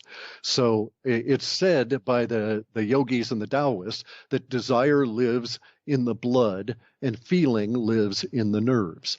And this is true. Now, both of the male and female bodies derive their hormones from the same place, which is the pancreas. It is the pancreas at which point consciousness attaches itself to a body. So my big joke, by the way, of our current milieu is that there's two guys. There's a young bodybuilder who's brain dead and dying, and there's a rich old guy who is going to have his head transferred to the bodybuilder's body and is going to wake up with all of his richness, all of his wealth, and the bodybuilder's young body. And so they go ahead, they do the operation, and the bodybuilder wakes up with the head of the old guy, and the bodybuilder body says, "Oops, I'm not the old rich bastard. I'm the bodybuilder. Consciousness exists at the pancreas, not in the mind." Right. Because there has been speculation throughout history what gland or part of the body that can be mostly identified with the quote-unquote soul. And one has suggested several things like the what you say in English, you say the hypothalamus? Yeah, But I understand what you're saying, but they're all related to the vagus nerve. And that complex of a very sophisticated nerve complex that exists outside of our spine. It is as though the vagus nerve was grafted onto primates and it gave us consciousness. And vagus nerve connects with the glands in the brain, the pineal gland, the pituitary. It connects with the glands in the throat, all the way through the major organ systems. Pituitary. We call that hypophysis, and then there's the epiphysis. And they are important for the mind, but they are not the real seat of the... No, and it is the fan-shaped aspect of the pancreas, where the seat of consciousness actually connects to the body. So when you come back from these journeys, when the explorer goes a wandering and he comes back to the body, you don't come back to your brain. You actually find yourself that the Shoshona connects to the pancreas. It comes down next to the spine. And then once you're back firmly seated in the pancreas, then your mind returns to you and the brain. And so this is another fallacy of the materialists who believe that you can transfer consciousness to machines and create artificial consciousness. It's like, even this basic step they got wrong. They get all that wrong, and it's like more power to them. I'm glad you're wasting your energy out there because you're not doing anything to cause anybody else other more harm. Exactly. Yeah. So you all go and play, Useful distraction. Exactly so, right. And you're not out in the road, you're not going to damage yourself. So, and if there is damage, it'll only be to yourself. Yeah. So I laugh at them and let them go on with their thinking. And there's nothing you can do to discourage that thinking anyway. They're quite convinced about it, just as we all are about our opinions. They have to learn. Right. Okay, so getting back to the reincarnation, the ages, the cycles, and so on. The point of all of that is that I don't, even though I may suspect that I was born in ancient Rome and lived a life there, at least long enough that it and had enough energy in it that there was a big gap to my current life, then there's nothing that in my brain other than the ego that might come through from socialness that would suggest that I could in any way suss out the details of that life. And it is necessary that we not remember those details. But you could theoretically learn about it from without. If you made an impact, maybe there's a biography about you, and you could read it. Correct. And that's what these elitists are actually out there doing. Yeah. That's why Obama and all these people are traveling to all these ancient sites. And I'm aware of. Okay, so all right, quick little diversion. I'm aware of a major subcontractor to the U.S. Defense Industrial Complex that has an ongoing project within one of its subcontractors. And what they're doing is they're digitizing ancient images of humans from all cultures that they can find. Statuary, bas relief, paintings, anything they can find that shows the human face. They're digitizing these, and they're using facial recognition software. And the goal of it is to identify who these elite we self-described elitist rulers were in previous lives. That's not the goal. That's the mean for what goal? Exactly. I mean, so they find out who they were. What's next? That's the goal. Okay, well, it's been part of, it's a tactic within this larger war through time, of which the Templars were the most recent notable victims. Okay? Yeah, but let's say you're an elite and you identify potential former lives. What use is that information? Is it in order to control who you become next? Yes, exactly so. Exactly so. Okay, that's what I suspected. It's an attempt to game the system. It's an attempt to game karma. So we may not have been rid of Rockefeller after all. Correct. And these people will do, there's also yogic and Taoist, many of them involving tantric practices, and that's where we get the tantric sexual yoga, involved in attempting to game that system that has been practiced for many, many, many years. So, for instance, one of the tantric practices I'm aware of that has been supposedly refined over time has a male doing Shen exercises, attempting to build up their sperm, so to speak, and their whole sexual energy at the very end of their life. And the goal is actually to find a woman who's ovulating and to die in the process of impregnating her. So that you can incarnate in that child? Correct. So that you can incarnate. That's a proverbial virgin sacrifice. Yes, indeed. And however misguided it might be, the consensus in certain circles is that it has been successful. This is what we call a left-hand path, the black magic. Correct. And there's karmic repercussions to this, all right? And so because the attempt to game the system for the purpose of pre-planning a life in the materium is in opposition to the point of the materium and the progress of human life. The point is to be oblivious. No, the point is to progress. Yeah. But through that, it's an imperative element that you don't know, and this goes against. Because I had reserved one of the questions I have for the end here, I can take now because you're already touching upon it. Yeah, sure. Many traditions say that, yes, we reincarnate, but we are trapped in the wheel and we can't control the karma. We may end up wherever. And that's a goal in many traditions, to try to attain a way to maneuver the reincarnation process. In fact, some go as far as to say that for all intents and purposes, you don't reincarnate because you will be gone. You don't remember, blah, blah, blah. Take Gurdjieff. He's a good example. He said that you have to build a body that you can use as a vehicle in the death process. And this has many different words in different traditions. In the tradition you're very familiar with, the Tibetan, Eastern, they call it the diamond body. Correct. In the ancient Greek, they call it Augoides, which is I think means the fire body. But anyway, so there's different allegations of how you can do this. In Gurdjieff's system, it was very important to remember yourself. Remember yourself. They did it all the time. Because if you do remember, if you go into this state, this higher state of self-realization at the moment, then you can do this also in the death process. As you would know if you've done lucid dreaming, it's kind of the same thing going on there. It's just a minor version of it, if you see what I mean. Yeah. And so then my question to you would be, do you agree or are you against the ability to attain a control over the reincarnation process, be it through remembering yourself, be it through creating an energetic body for yourself to use as a vehicle, etc.? I would acknowledge that the skill can be developed, and the short-term goal is obtainable.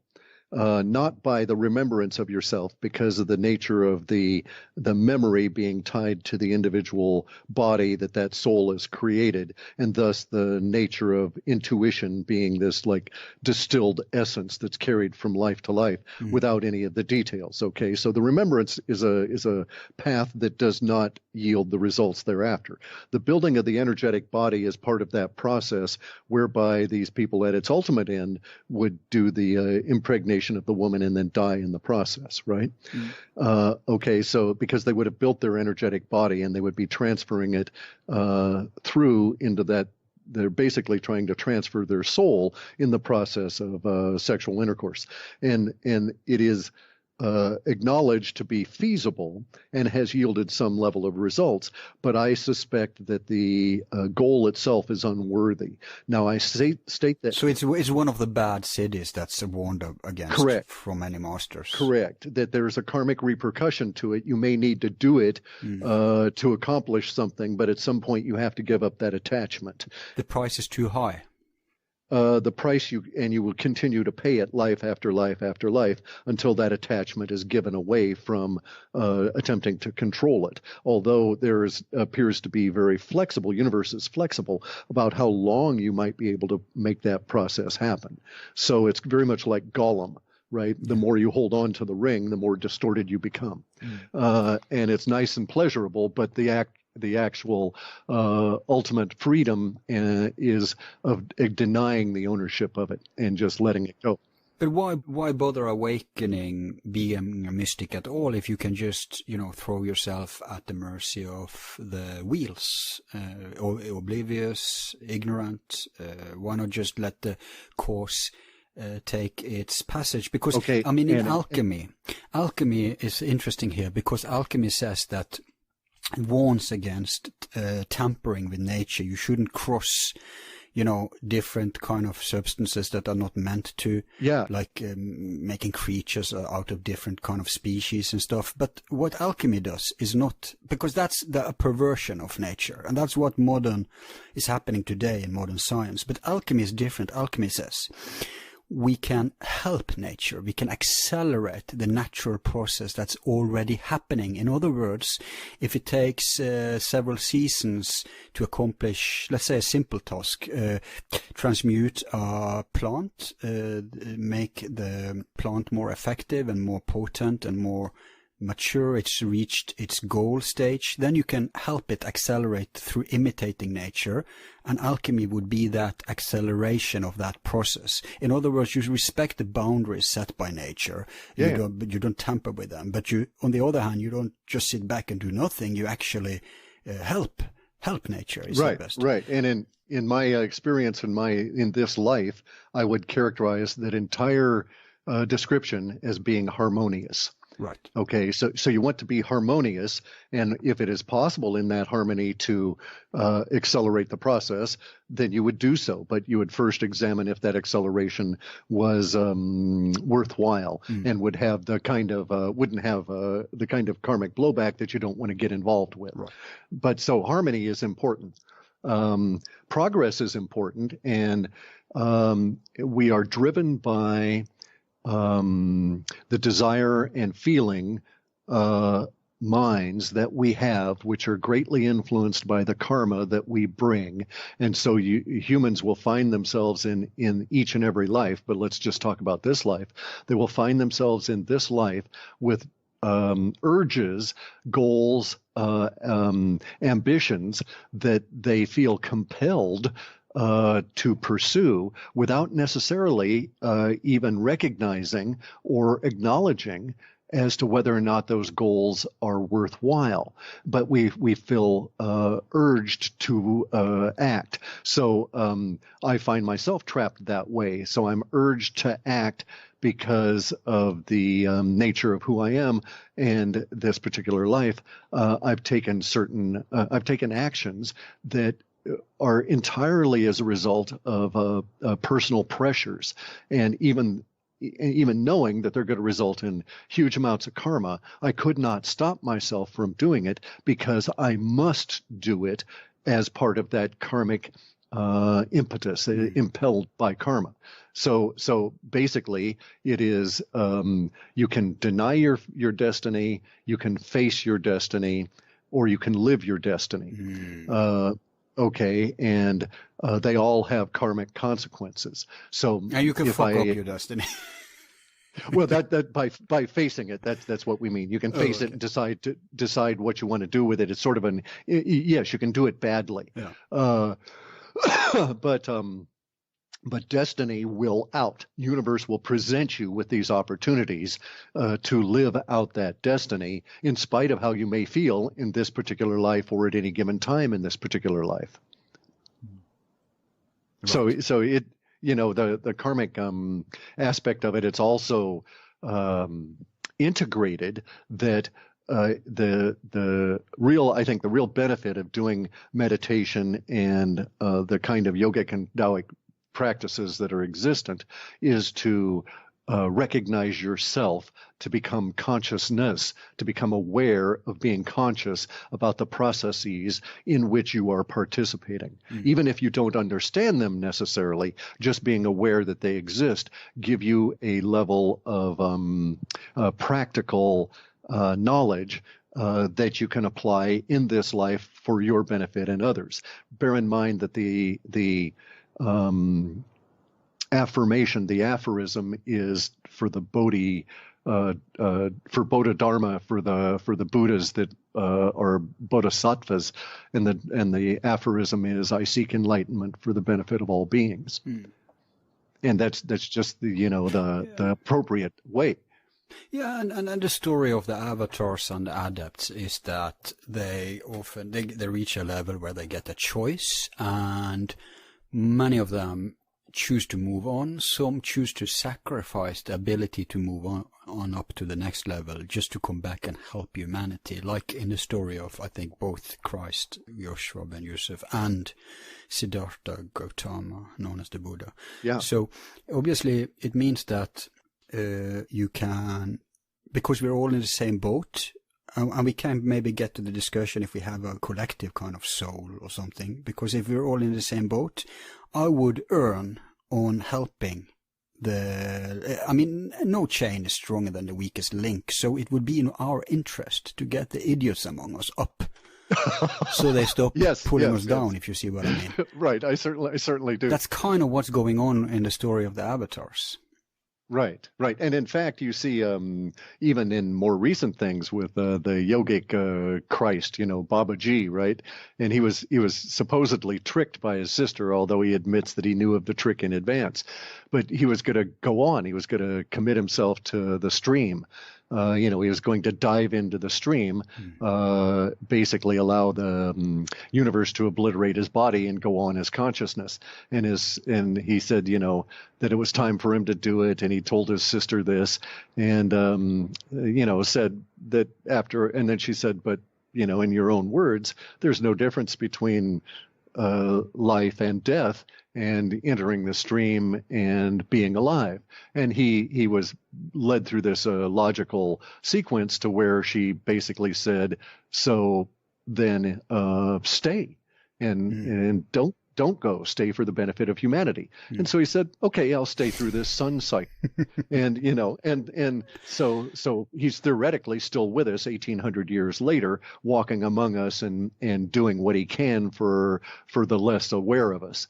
But yeah, it's the destiny aspect of it is very interesting. And some people find themselves unable to explain why certain things occur to them, happenstance.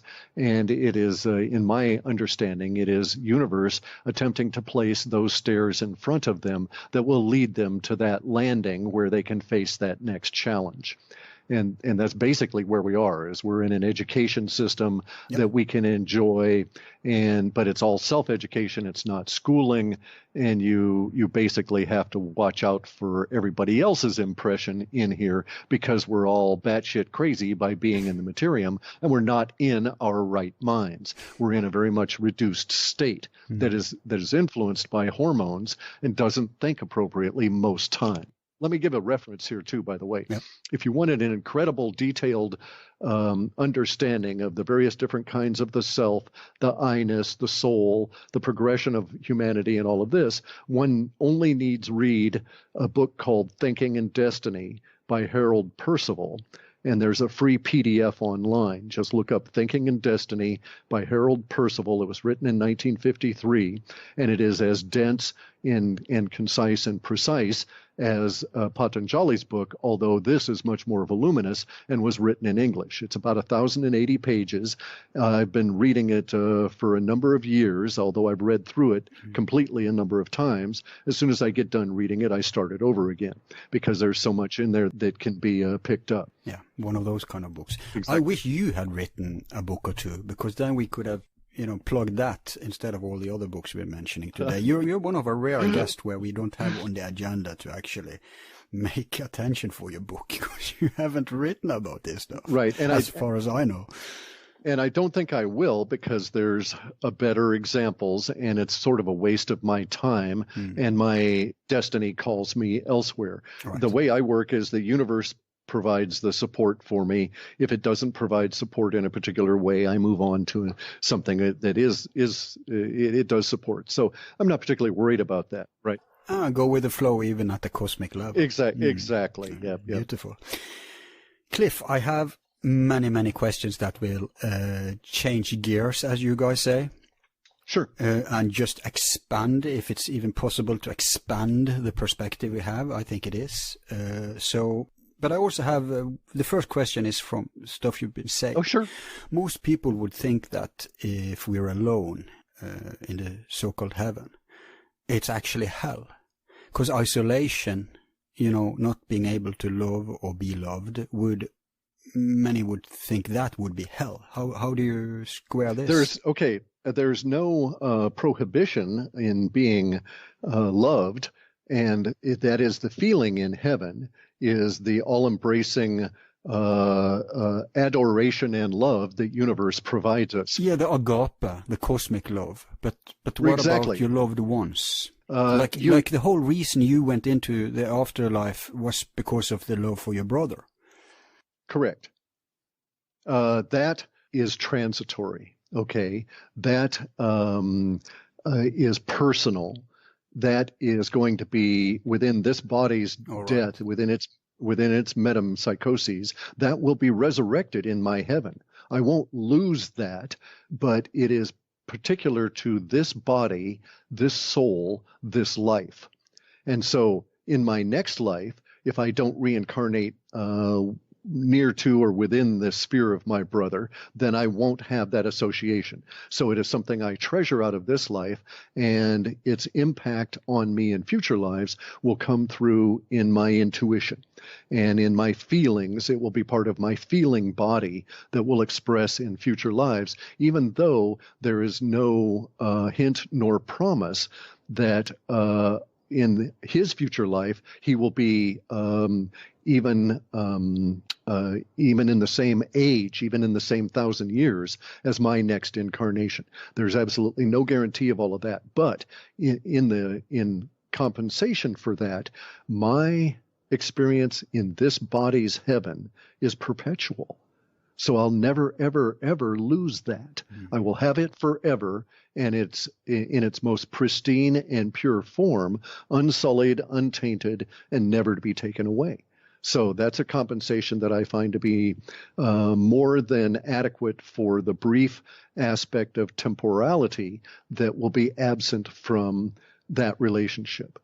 And so the next time that my body reincarnates in some future age, say it's 1,000 years from now, and it goes through that life and it dies, when I, in that next future metempsychosis, go into that heaven again, there will be those feelings, those experiences, those memories with the brother from this life, as well as all of my siblings and those people that were close to me from all of my past lives. So those all exist in heaven, in that state that we call heaven or paradise, within the metempsychosis. Oh, so we're touching base in a neutral space, not a space, but beyond time and space. Correct.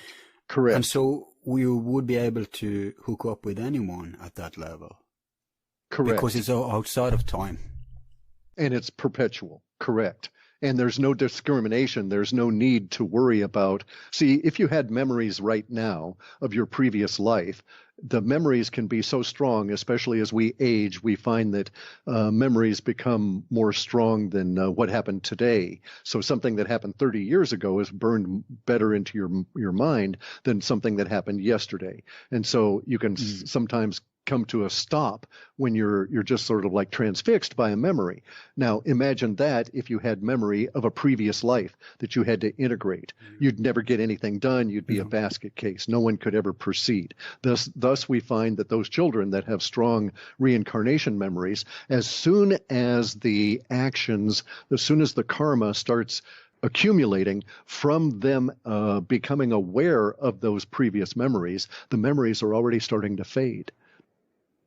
Yeah, no, this is interesting because they don't, it's a distraction, I agree. But in their case, it seems that they are not moving on until, because they attained to reunite them with former families. And before that happened, they always said, no, you're not my mother, you're not my father. But after that happens, they accept living with the quote-unquote new family. Although they may maintain bonds, often bonds exist between a new and old family after they meet, and friendships and stuff. But then it's kind of, okay, now I accept I'm in this new family. Yes. So that makes sense. Yeah. And see, and so the my understanding, which is of all of this, which is replicated in all of these various different schools of thought and in the book Thinking and Destiny, is cohesive. It's accommodating for information I don't yet know. It's expandable, and it's non-contradictory in spite of some seeming contradictions, because all the contradictions can be resolved. So it is possible for you to exert energy and for you to accumulate energy as the Taoist understood it, the cultivation of the energy of life. The Hui Ming Ching was a famous 2-page book that the Taoists have revered for centuries, that tells you how to accumulate energy and shove it into your tan dian, the hara, the center at the down near your pancreas that's around in your abdomen, where you store all of this energy for when you die or for when you transit over the great waters. And once you have this energy, once you've obtained that level of compression of the energy, you're free to use it in these explorations. And that exploration can continue after death of this life, you will still have that energy, and you can take it and do things in your metempsychoses. And so naturally, it occurs to humans to try and game things. Oh, it's like when you in a game. It's like starting over a game with freebies. Correct. Getting the magic mushroom and getting the extra powers. Yeah, exactly. Yeah. No, the hell of it is that one must work at a level that most humans will never ever attempt to obtain this energy. And most humans won't attempt it because they think it's bullshit. They don't know they can achieve it. Or even if they knew they could achieve it, it's not worth it to them because they're going to die anyway and they don't see the point of it and so on. Yeah. Or they're just too lazy. It's too much work. It is, and it's a huge amount of work, and it's a tremendous devotion of your time to very strange practices that involve isolation and all different other kinds of things. And most people are chasing money and status and power and sex and all that stuff. So it's exactly, it's not important. They're distracted by what the hormones of the desire mind and the feeling mind produce.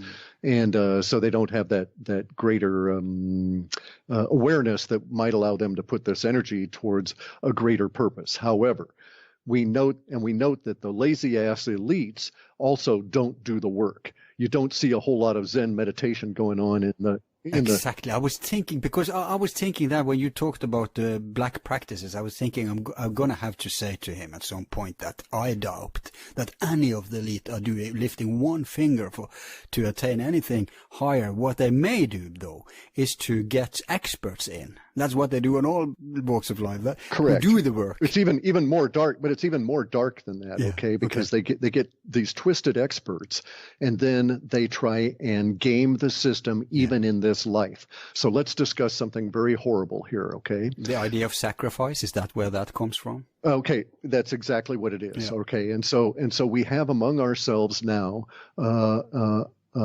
very visible heightened activity of pedophilia. Yeah. And pedophilia is an attempt at some ancient tradition level, is an attempt to steal energy from the young. And that energy is unpolluted, pure, by their hormones.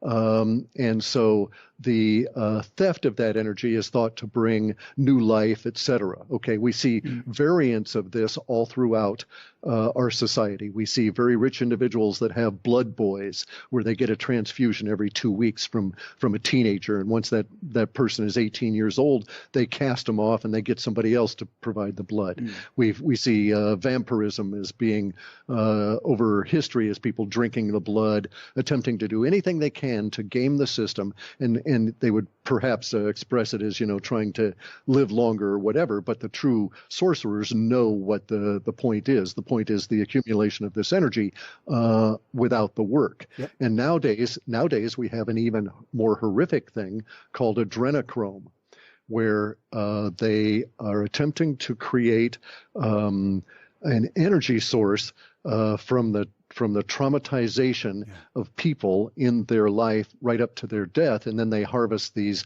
very unique hormones that are created from the dying body. And this whole process is abhorrent and aberrant and deviant. Could it go on a collective level? That's why they're waging all these wars all the time, to Correct. make many people Correct. suffer. It's okay. Well, to provide the basis population that's willing to be the suffering victim, so to speak. Okay, to provide the support that has the population that's required for this to work. So, but the adrenochrome is actually harvested from individuals that are tortured and then killed, and then it's concentrated, and then there's a whole mechanism for selling it into the world of the elite, where they inject it. There's revelations now that's gone mainstream, even that they may not even abduct or kidnap is the actual word, napping the kids. That they now don't even have to do that they're breeding people in captivity for these purposes. I've heard that as well, and it would not surprise me, because these individuals are cheaters at a level where they're not willing to do the work, and they're not willing to pay the karmic price and take those risks, and they think. And so they're deluding themselves, taking this approach and thinking that there's no karmic repercussions for it. What they fail to understand is I mean, there's just tons of stuff they fail to grasp. They look at that as moral and religious gibberish. Everything to do with correct. ethics and karma. But see, here's the thing too. So recently we had a situation where here in the United States, and I'm going to make a couple of statements that'll seem quite bizarre, but here in the United States there was an attempt to do the black magic and work that black magic across the social body in the form of the elections. And so the Democrats are known that there was a cadre within that group that was doing spirit cooking, which is the consumption of these bodily fluids under certain circumstances with a magic perspective involved. Okay.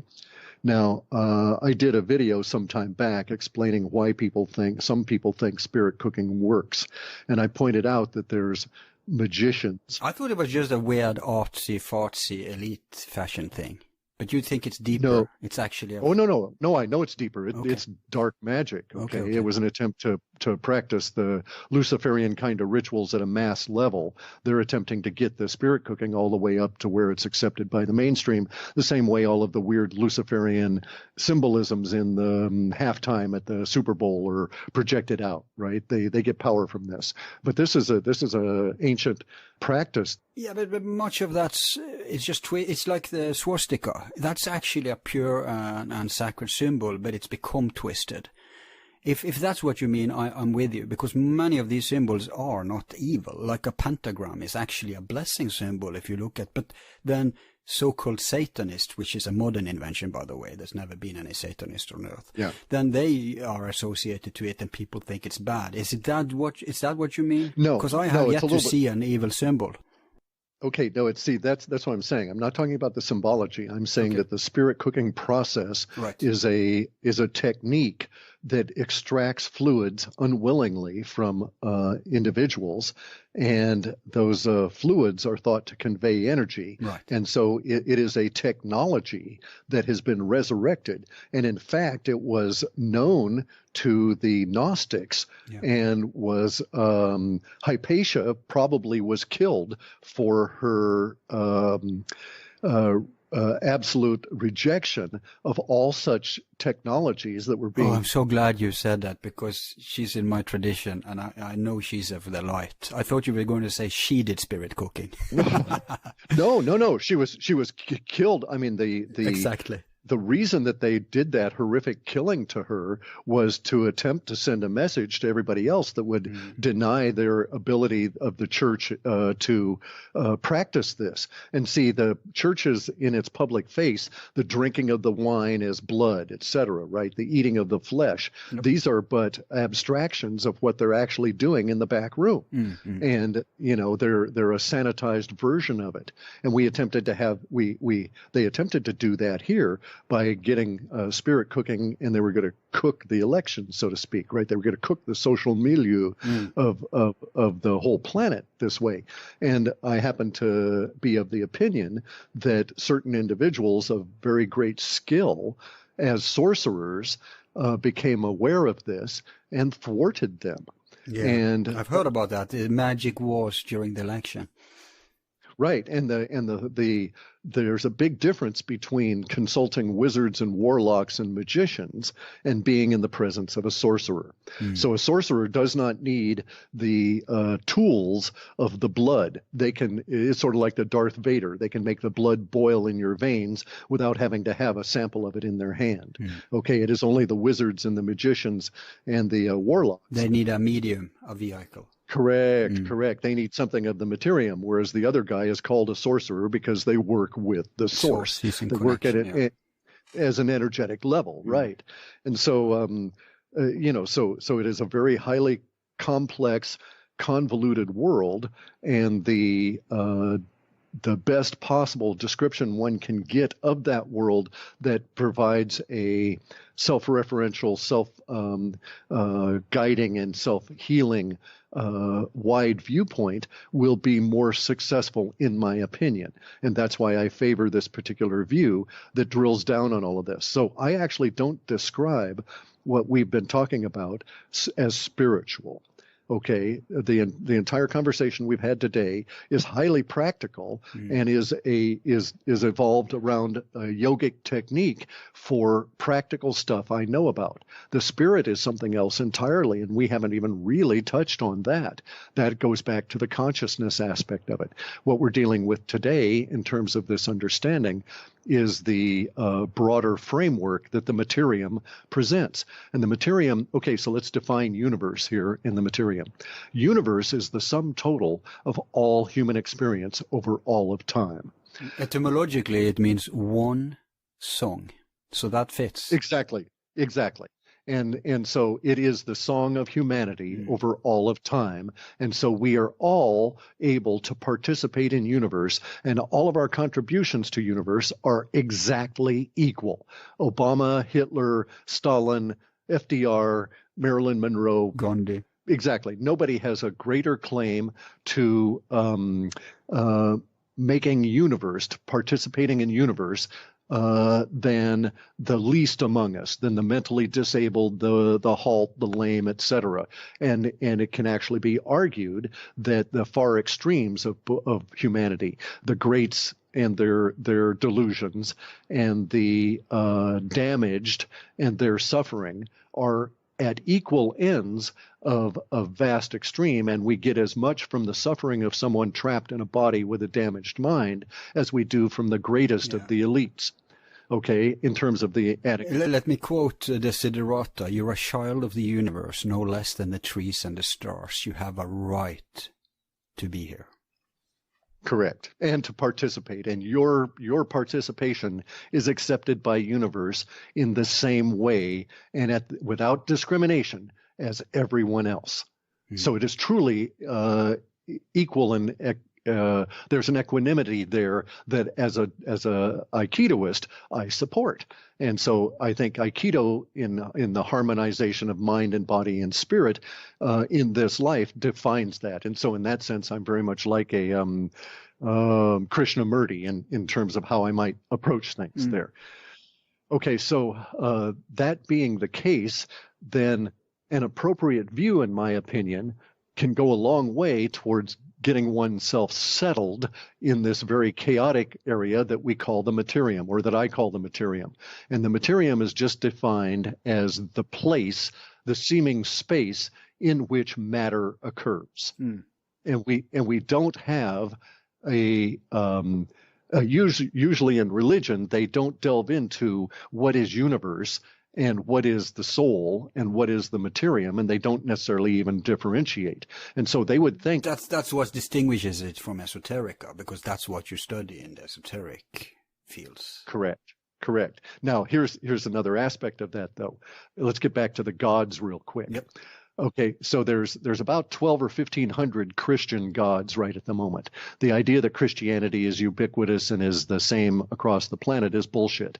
There's a Vietnamese Christ, there's a South Korean Christ, there's a Midwestern U.S. Christ, et cetera, et cetera. So there are many different Christ gods out there now, and to dispute that is to not acknowledge the differences that occur in the understanding of that system among all of humans. But we know from existence, from our history, that gods rise and they die. Odin as a god, it's like, well, sorry, dude, he's dead. Are they like a collective entities, energy beings that we create? Correct, energy beings, and they're the same. So they are equivalent to what's in traditional Western esoterica is called egregore. People, you can look up that word. It's even reached Wikipedia. An egregore. Go on. Correct, and they are a grander version of that is presented to channelers.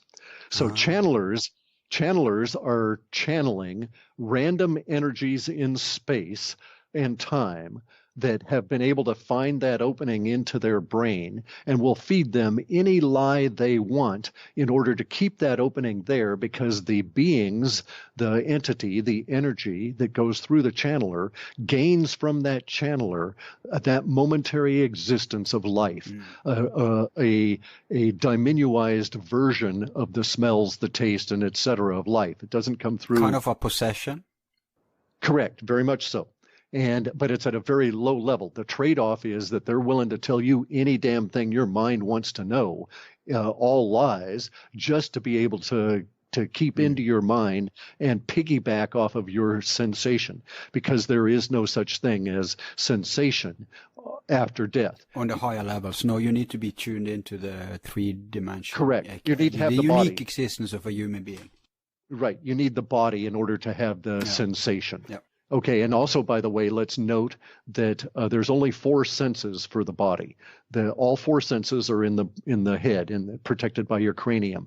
The idea of the sensation of feeling, of touch, is your body reacting to the materium around it. It is not a sense. There is no sense organ there. It doesn't work the same way as the other senses, where, for instance, you don't see light. You see the image that your eyes decode and present to you. You have no feeling of light passing through your eyes and being decoded. You just have that end result. These are subsystems that provide your body with a complete image of taste, smell, and of sight and hearing without your having to participate in that process. And they're very complex, and they're very well detailed in Thinking and Destiny as to how they arise and the various issues with them. But because that is the case, because the body is in the main, the sensation of touch is both illusion. Go ahead. Move on from that, because if you go on, I'll have to disagree with you about touch, and we don't have that much time. Okay. So I'll just grant you that claim, and we'll... Okay. Yeah. Okay, but basically, let's just say that it's not a sense, because there's no sense organ that can be associated with it at a physical level. Okay, let's say. Okay, so anyway, though, so in after death, there's no sensation for the body of pain, Right. and there's no sensation of the body of pleasure, but there is the sensation of the minds for the results of those. So the like fear and love. Correct. So in your heaven, if you want to explore previous episodes of fear or pain or whatever, then you're perfectly free to do so, and you can conjure those up. And so this is part of the process by which you're able to interact with those memories of people that may not exist anymore in your next life as you go forward. Right. Before we went to the very deep black thing about spirit cooking, we were discussing time. And I have a question for you about that. What do you say to the idea? Because if we incarnate in circumstances that fit what we karmically need to experience next on our steps upwards, who's to say it has to happen in a linear way? So what about the idea that you can actually incarnate back and forth in time? The Taoists and the yogis always say, who is to decide what is previous? Okay, so in other words, just because we call it our previous life, it's an erroneous understanding in the linear world of a materium. There is no such admonition or directive from universe that my next life will be in an advanced yearly calendar over this particular time. And so let's also examine something else. In my last life before the previous ice age, there was no time reckoning, no year reckoning as we would know it now. Just cycles, right? Correct. But I mean, so we would in our previous lives prior to the last ice age, we might have said we were in the year 10,000. Or the year 20,000, or the year 2. We would have no reference to the time we're in at this stage. And so the concept of time across the metempsychoses is at best a spurious understanding. But what is understood is the accumulation is an accumulator. Okay, and so I know that I'm progressing because my intuition gets better in every, or gets larger, greater, has greater depth in every subsequent incarnation I have, regardless of the presumed temporal location of it. There's an image we can use, because if we are touching base beyond time and space, then you can look at space-time as a circle, and the image would be the center. And so if you go back and forth to the center between each life, it's meaningless to talk about time, because you and which is previous, correct? Right. Yeah. So that's interesting. Okay, and kudos for keeping that answer pretty short and clean, so we can move on to more questions. Yeah. What about, because you said, and I agree, you said that we have the template is adjusted to our current human existence. In other words, cannot come back as a cat or a dog or whatever. Or that your former life wouldn't have been one, unless maybe we go very, very far back. But no matter, if there's humans on other planets, which I, for one, think there is, and when I say humans, I mean human beings, like similar to our species, that we can breed with without getting sterile outcome, then what's to say we can't incarnate on different planets, which is obviously a popular idea in the New Age. So what do you think about that? I think it's certainly, I think it occurs. I think that there's mechanisms that guide it the same way there are mechanisms that guide the reincarnation within this planet here. Those mechanisms are bound up with the idea of progress, and that a human progresses from life to life to life, regardless of how long that may take. Also, if you're done with lessons on Earth, then you may move on. Correct. Because the ancient Correct. master... If the karma can't be presented to you to learn and grow in this reality, then you've got to be in some other reality for it to be presented. Yeah, that makes sense. But the ancient master Plotin, he claimed, he wrote interesting stuff about death. And one of the things he said was that, yes, your body goes back to Earth, your psyche goes to the moon. Right. That this is a little later. It's not exactly when the body, because the body needs some time to disintegrate. The same with the psyche and the spirit. And these are just translations of the words. So it may not even be good enough words to explain what he's referring to, but that the spirit goes back to the sun. Hey, that makes sense. And if that is true, we're kind of bound to this solar system, at least for the time being. And it will also explain why there seems to be some kind of, at the end, at the horizon, would you say, not the horizon, but the end, there's a membrane at sure, at the edge of the universe, or at the edge of the solar system. At the brim, yeah, the edge.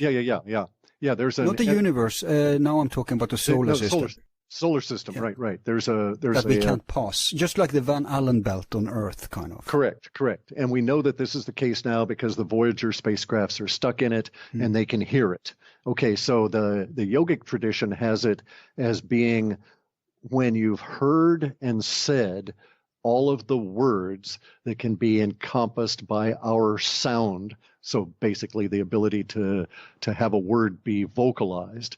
When you've heard and said all the words that can be bound by sound, then you are sent to the next area. So so the idea... No point being in a rush here. We are talking huge time. Correct. 82 million lives just to get to be a human. Okay. So, and many people. All right. So I always joke that I got stuck as a dog. And so I kid you not, there are indications of this in the sense that, I've never met a dog that didn't like me, and I've never met a dog I didn't like, and that I've been able to speak dog all my life, and it is and I've been in exact thing with cats. Okay, and see, when I was very small in Alaska, Yeah. we went on out, and my father bought a dog for us, right? A used dog at a used dog lot. So my first dog was a used sled dog. She was 3 years old, but there was this situation that occurred when we went to the used dog lot, where there was basically a near riot among about 100 of these dogs that were for sale, all attempting to get at me. And I was like maybe 11 months, something like that. And they were not threatening at all. And but it finally got so distracting, I had to be put back into the car until my father could conclude the business in the purchase of the dog. And it has been that way all of my life in interacting with large crowds of dogs. Over here, we have these things that are like doggy daycare, where people drop off their dogs for the day and they get to socialize with other dogs. I can't go near such places because I drive them all to distraction to where they're all concentrated on me. Now, there's nothing in my DNA or anything that should account for this. And so I just have always jokingly said, well, it's because they recognize that I was a dog for a shitload of time, right? I didn't do dog very well, so I had to repeat the course. And so consequently... I don't know if you have the same saying in English, but a dog life, that's like not the best thing, you know? But hey, I got good at it, so apparently I progressed out of it. Yeah. I'd rather have the 7 lives of a cat than a dog life. There you go. But that's just that was my destiny, and just got stuck in that. That's cute. But it is at that level. It's one of these things that you just learn to live with, that you brought over. So I have a city for that. Never had a particular problem with animals or any of these sorts of things. So it is interesting, and it is supportive. That reminds me of a question I don't have on my list, but if you manage to do it in 1 or 2 sentences, I can throw it to you. Do animals have soul? Obviously they do, if we've been animals. Yes. Animals are part of the development process for your soul learning to do its job. But do they have individualization? That's better to say, because I was just going to say that yes, they do, but not all animals. Right. And so they're learning to attain it. Exactly. So almost all dogs, almost all cats, not the domesticated, not extending out to wolves, but some wolves, some large cats, dolphins, apes. Yeah, dolphin. Okay, and even some, certainly in dolphins, certainly in apes, certainly in orcas and whales and those kind of things, but even into some of the herd animals. And you'll occasionally see examples of this where one cow out of hundreds understands what's going to happen, and it bolts from the killing yard. It bolts from being turned into food and escapes, and it attempts to do that. And so that animal is at that stage where it has consciousness, awareness of its own consciousness. And pigs, I guess, genetically they're very close to humans. Yeah, that's not necessarily genes are a misleading thing, and you've got to understand what they're all about. But no, pigs are they're a species like dogs. They're pretty smart. They're pretty smart, but there's less of a soul development within them than there is within dogs and cats. So not all pigs, and in fact, probably not half of the pigs. But with dogs, you can say it's probably 80% of all dogs. Okay. Moving on then. Are you sure a soul can't be erased if everything in cosmos is recirculated? I mean, can we fathom such a failure of our life that they say, well, maybe it's just better to disintegrate the elements of this entity and redistribute it? Okay. You'll find in some literature that even in Thinking and Destiny that is possible. Okay. You'll also find in some... You can flaunt. Is that what you call it in English? Like you do in school? The what? Sorry? Let's see. That when you fail school, you fail exam. What's it called? Oh, sure. You get... Right. There is a failure mechanism, okay, but you really got to work at it in order for universe to decide. Yeah, it's an achievement, isn't it? Yeah, because see, here's the thing. Flunk is the word. Yeah. Yeah, you can flunk, but universe has invested 82 million incarnations in you by the time you become. They want to give you a chance. Exactly, and you've got to go against that accumulated energy, so to speak, in order for that to occur. So because there's such a thing as group karma. I haven't discussed that with you yet, but let's say that I nuke the entire planet into smithereens. Right. Maybe that would, because then I wasted so many accounts that maybe it's better, despite my millions of years, what about the trillions of years I just wasted? Let's just remove this person. Okay, so that's a judgment call, and that kind of stuff, as I understand it, does not occur. Okay, that it doesn't work that way. We're protected. Yeah, that the level would have to be an egregious sin against your own destiny, as opposed to an action that you might take within this world. Okay, so so for instance, in this regard, metempsychosis says that suicide is not a good thing. Okay, you have the right to do that. It's appropriate under some conditions, but those. It's just a setback anyway, isn't it? Yeah, but it's a damaging setback, okay, because it causes repercussions that affect you in the metempsychoses, and thus your next life will have to deal with it. Okay, so my brother, for instance, was a full-fledged paranoid schizophrenic. All right, totally dysfunctional, died young, had all of the traditional kinds of things go wrong with him. In the information that we have from yoga and even into the thinking and destiny, it is said that paranoid schizophrenics in this life are the result of being a channeler in a last life. And so people that channel come into the next life not able to determine the difference between reality and fantasy. I'm going to end up having to go here real quick. So under those circumstances, you've got to be careful about the actions you take because they have the repercussions in the next life, because you've got to deal with the karma of it all. Right. Okay. Moving on then. How do you account for the fact that how many are we now? 6-7 billion? Right. Now, there is, the scientist I interviewed, he said that there is a suggestion that can solve that, and that is that we used to incarnate with much more time between every incarnation before, but that is accelerating now. That could explain why we're so many now. Otherwise, where are all these new, not souls, but beings coming from?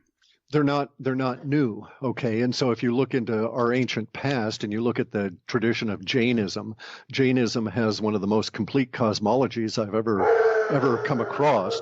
And that cosmology has 2.5 islands of life in our solar system. And these 2.5 islands of life were Mars, Moon, and Earth. And we had 600 billion people spread between them.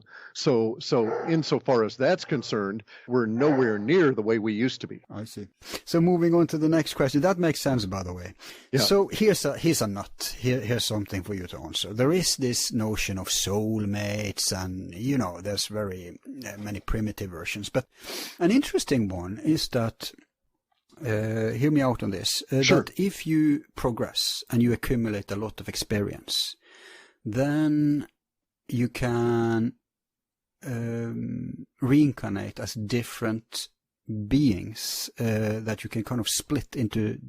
Let's say I reincarnate as 2 persons, and those 2 persons would have an affinity with each other if they meet, like twins, right? Because it's like, we're resonating, you're my soulmate. And the opposite, that you can fuse, that if 2 people come close enough, they can reincarnate as 1 person.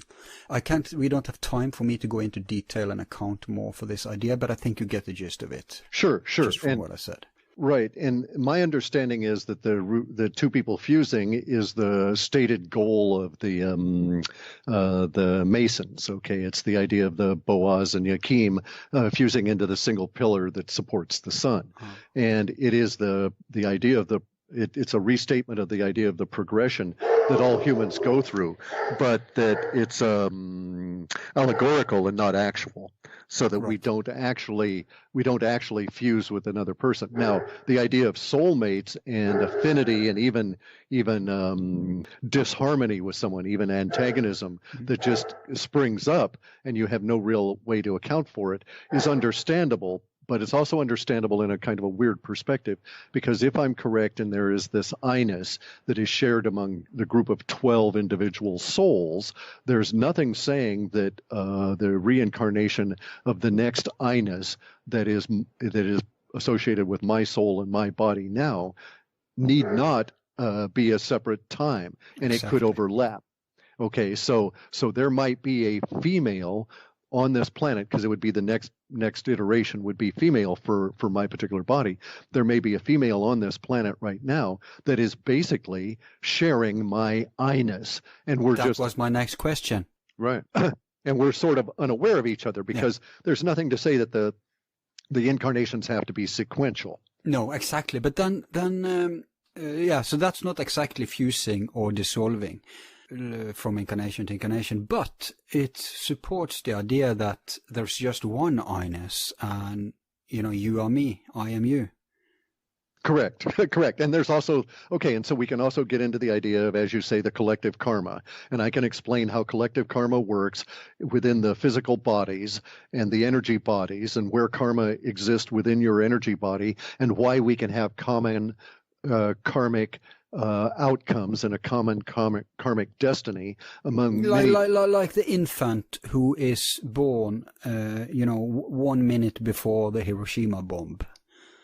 Correct, and it's because that's group karma. Exactly, and we all share certain karmas as we go forward based on our culture and where we are and so on. And you can change this as you go forward through life if you have awareness by altering where you live and those sorts of things. But getting back to something you touched on, which was the dissolution of the soul, there are those people that are out there in our modern transhumanist looking generation of individuals that think they've come up with an energetic mechanism that actually does that. Okay, and so they actually there's hints in literature here and there that they think they've come up with, like, say, an energetic ray, like it's not nuclear, but we can think of it as in terms of radiation that would actually dissolve you all the way down to your soul and prevent reincarnation. Jesus, that's black. Wow. Exactly so. Now, I don't know that that's feasible, and I don't know that their understanding is correct, but I do know that I can find instances of them having that understanding. And we do know that, for instance, the common way to deal with it, and as the Pope said when they torched, what was his name, de Molay, the head of the Templars at the time, the Pope actually had this little thing read out to him before they burned him that said that, here I am cursing you, or basically, I hope I'm cursing you by burning you alive such that you don't reincarnate and for 10,000 years. And so the goal was to create this shock that indeed would keep him from reincarnating for 10,000 years and becoming a problem to future popes. Over splitting him into several different, because if I become, very experienced, I could have enough in me for, let's say, 3 persons that would still be bigger than persons. Doesn't work that way. Other person. Yeah, it doesn't work that way. No, right. Okay, that's a fallacy that comes from living in the materium. Okay, where there's a pile of gold or stones or coffee beans, and it grows and grows over time. What in fact occurs within humans is that the growth causes you only have that one coffee bean, and it causes that one coffee bean to become richer and is more intense. So it vibrates on a higher level instead of, it's not quantity, it's quality.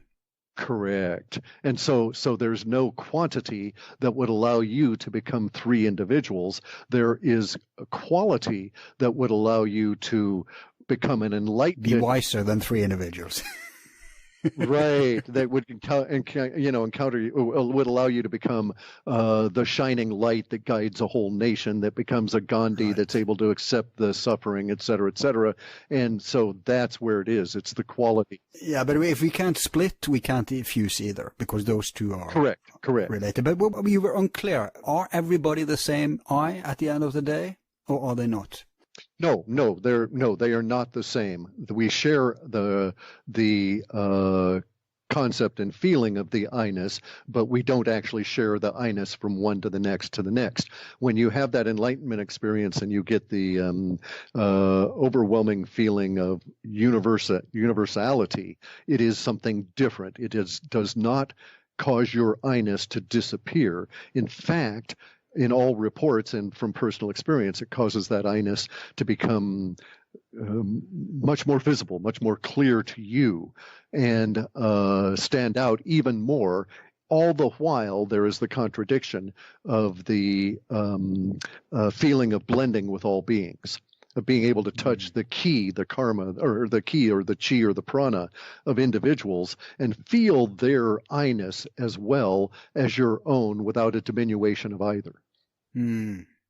Is there any pattern to the time between? I guess it's not if it's beyond time and space, but you said like Roman time was the last time you incarnated here, maybe. So, yeah. But there's not an amount of years or anything like that which can define how frequent. There are indeed people that have done like I was saying about that German fellow that did the categorization of the Karmans. Okay, he has colleagues within the Jain scientific investigation into these, where they have attempted to do a more to perfect the mathematics that have been left to them by previous thinkers on the subject. And so, yes, there is an attempt to predict the mathematics that would define when you're going to reincarnate next. And this mathematics is highly sought after by the elitists because of their idea of this war through time, and that they want to be able to game the system and control when and how they reincarnate. But that doesn't answer if there's a pattern. There is a pattern, okay. But there's the rub. Okay, human beings are pattern matching machines.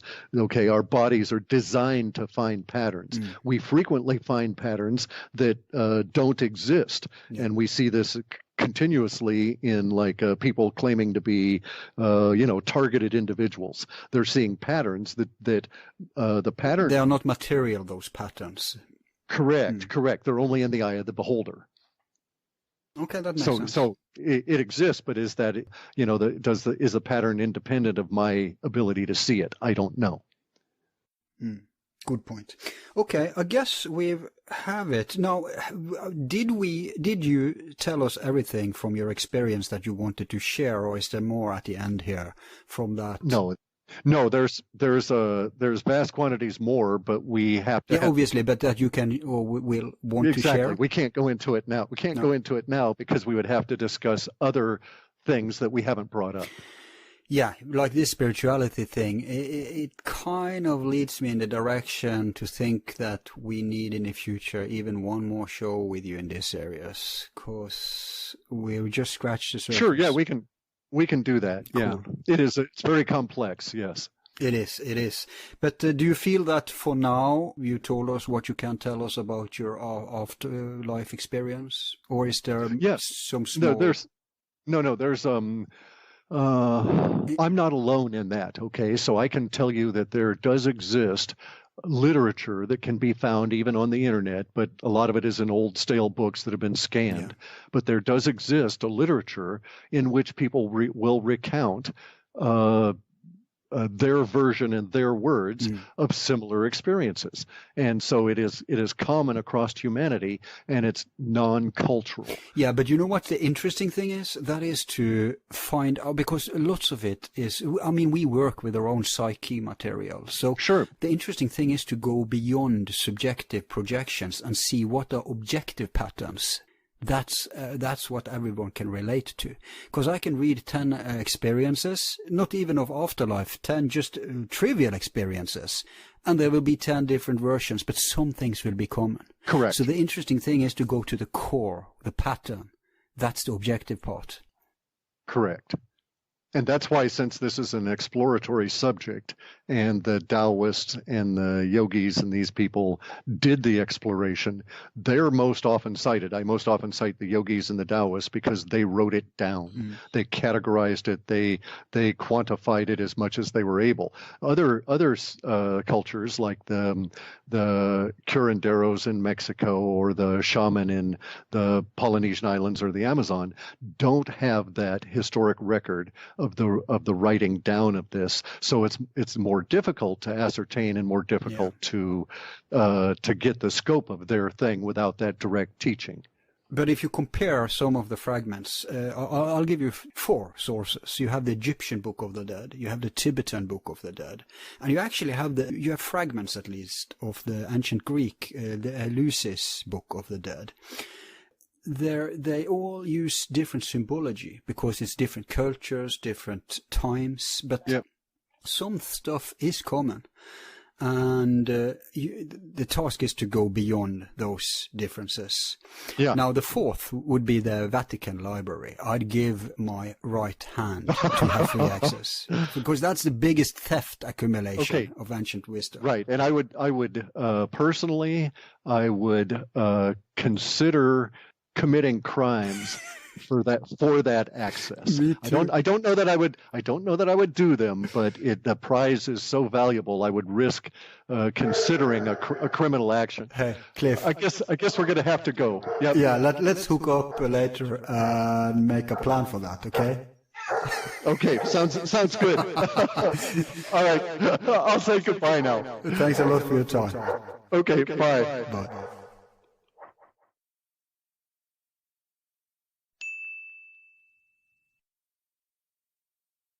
Before me and Cliff plan the great Vatican heist, I'll read you some random quotes from different religions concerning reincarnation.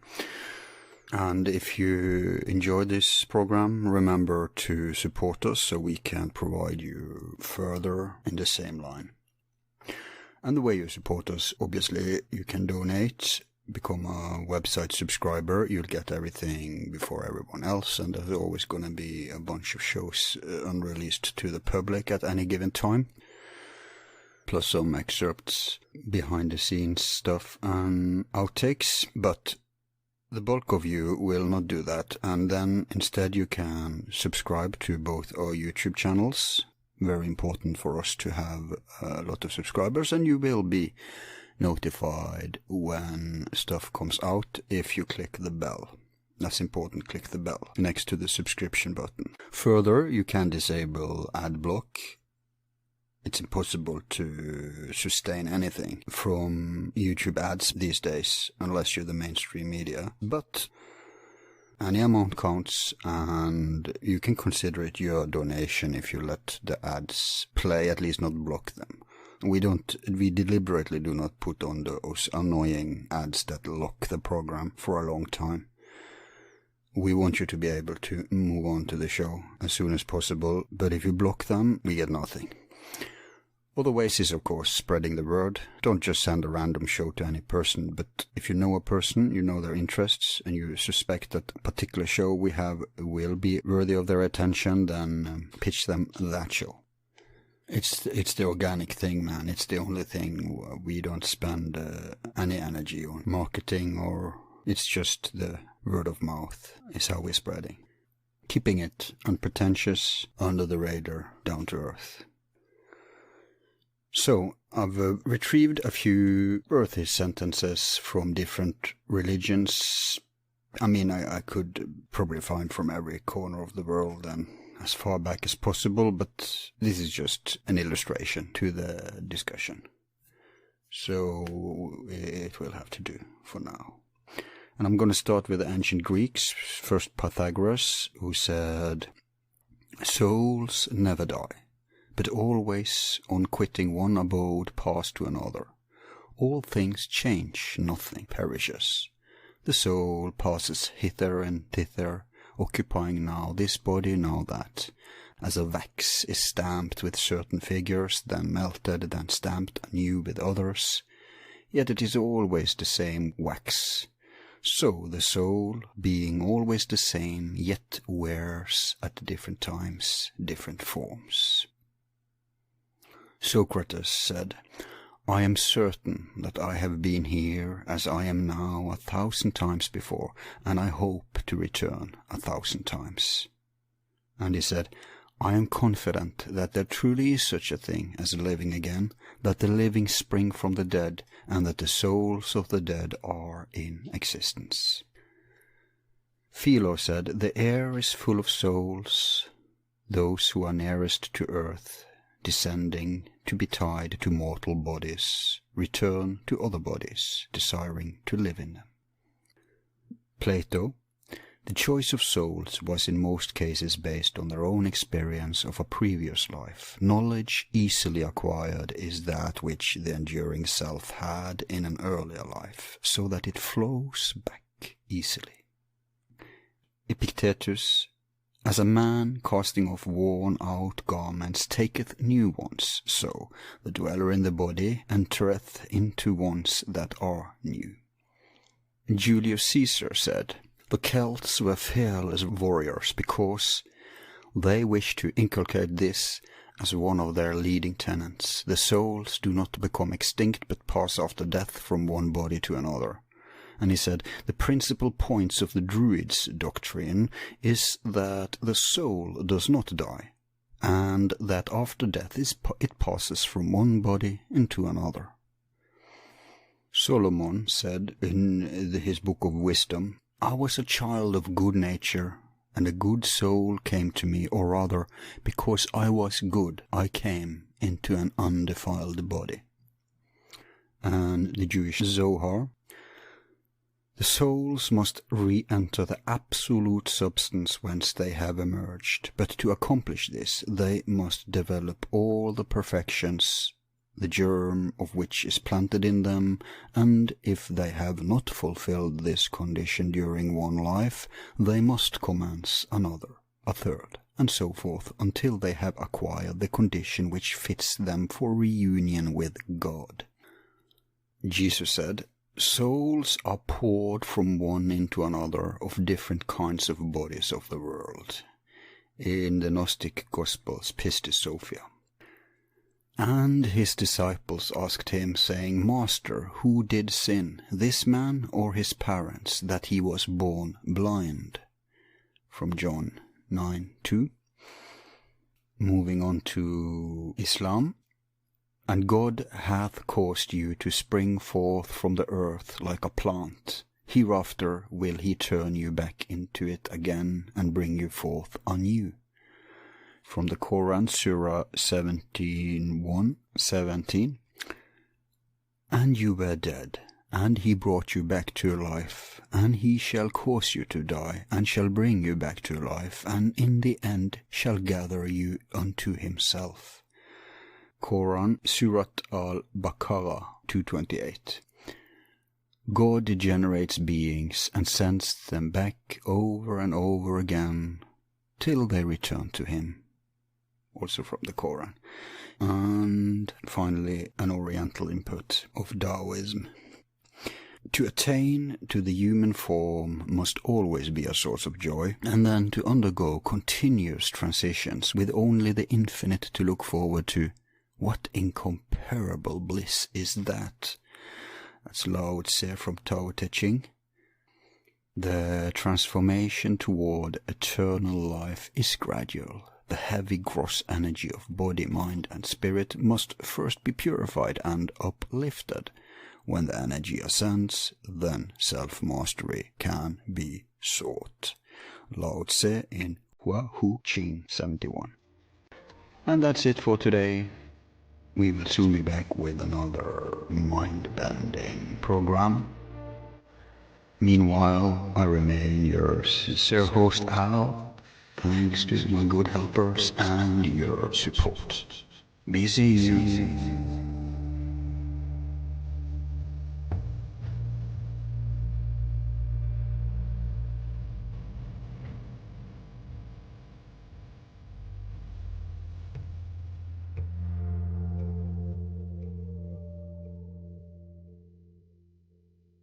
Who is number one?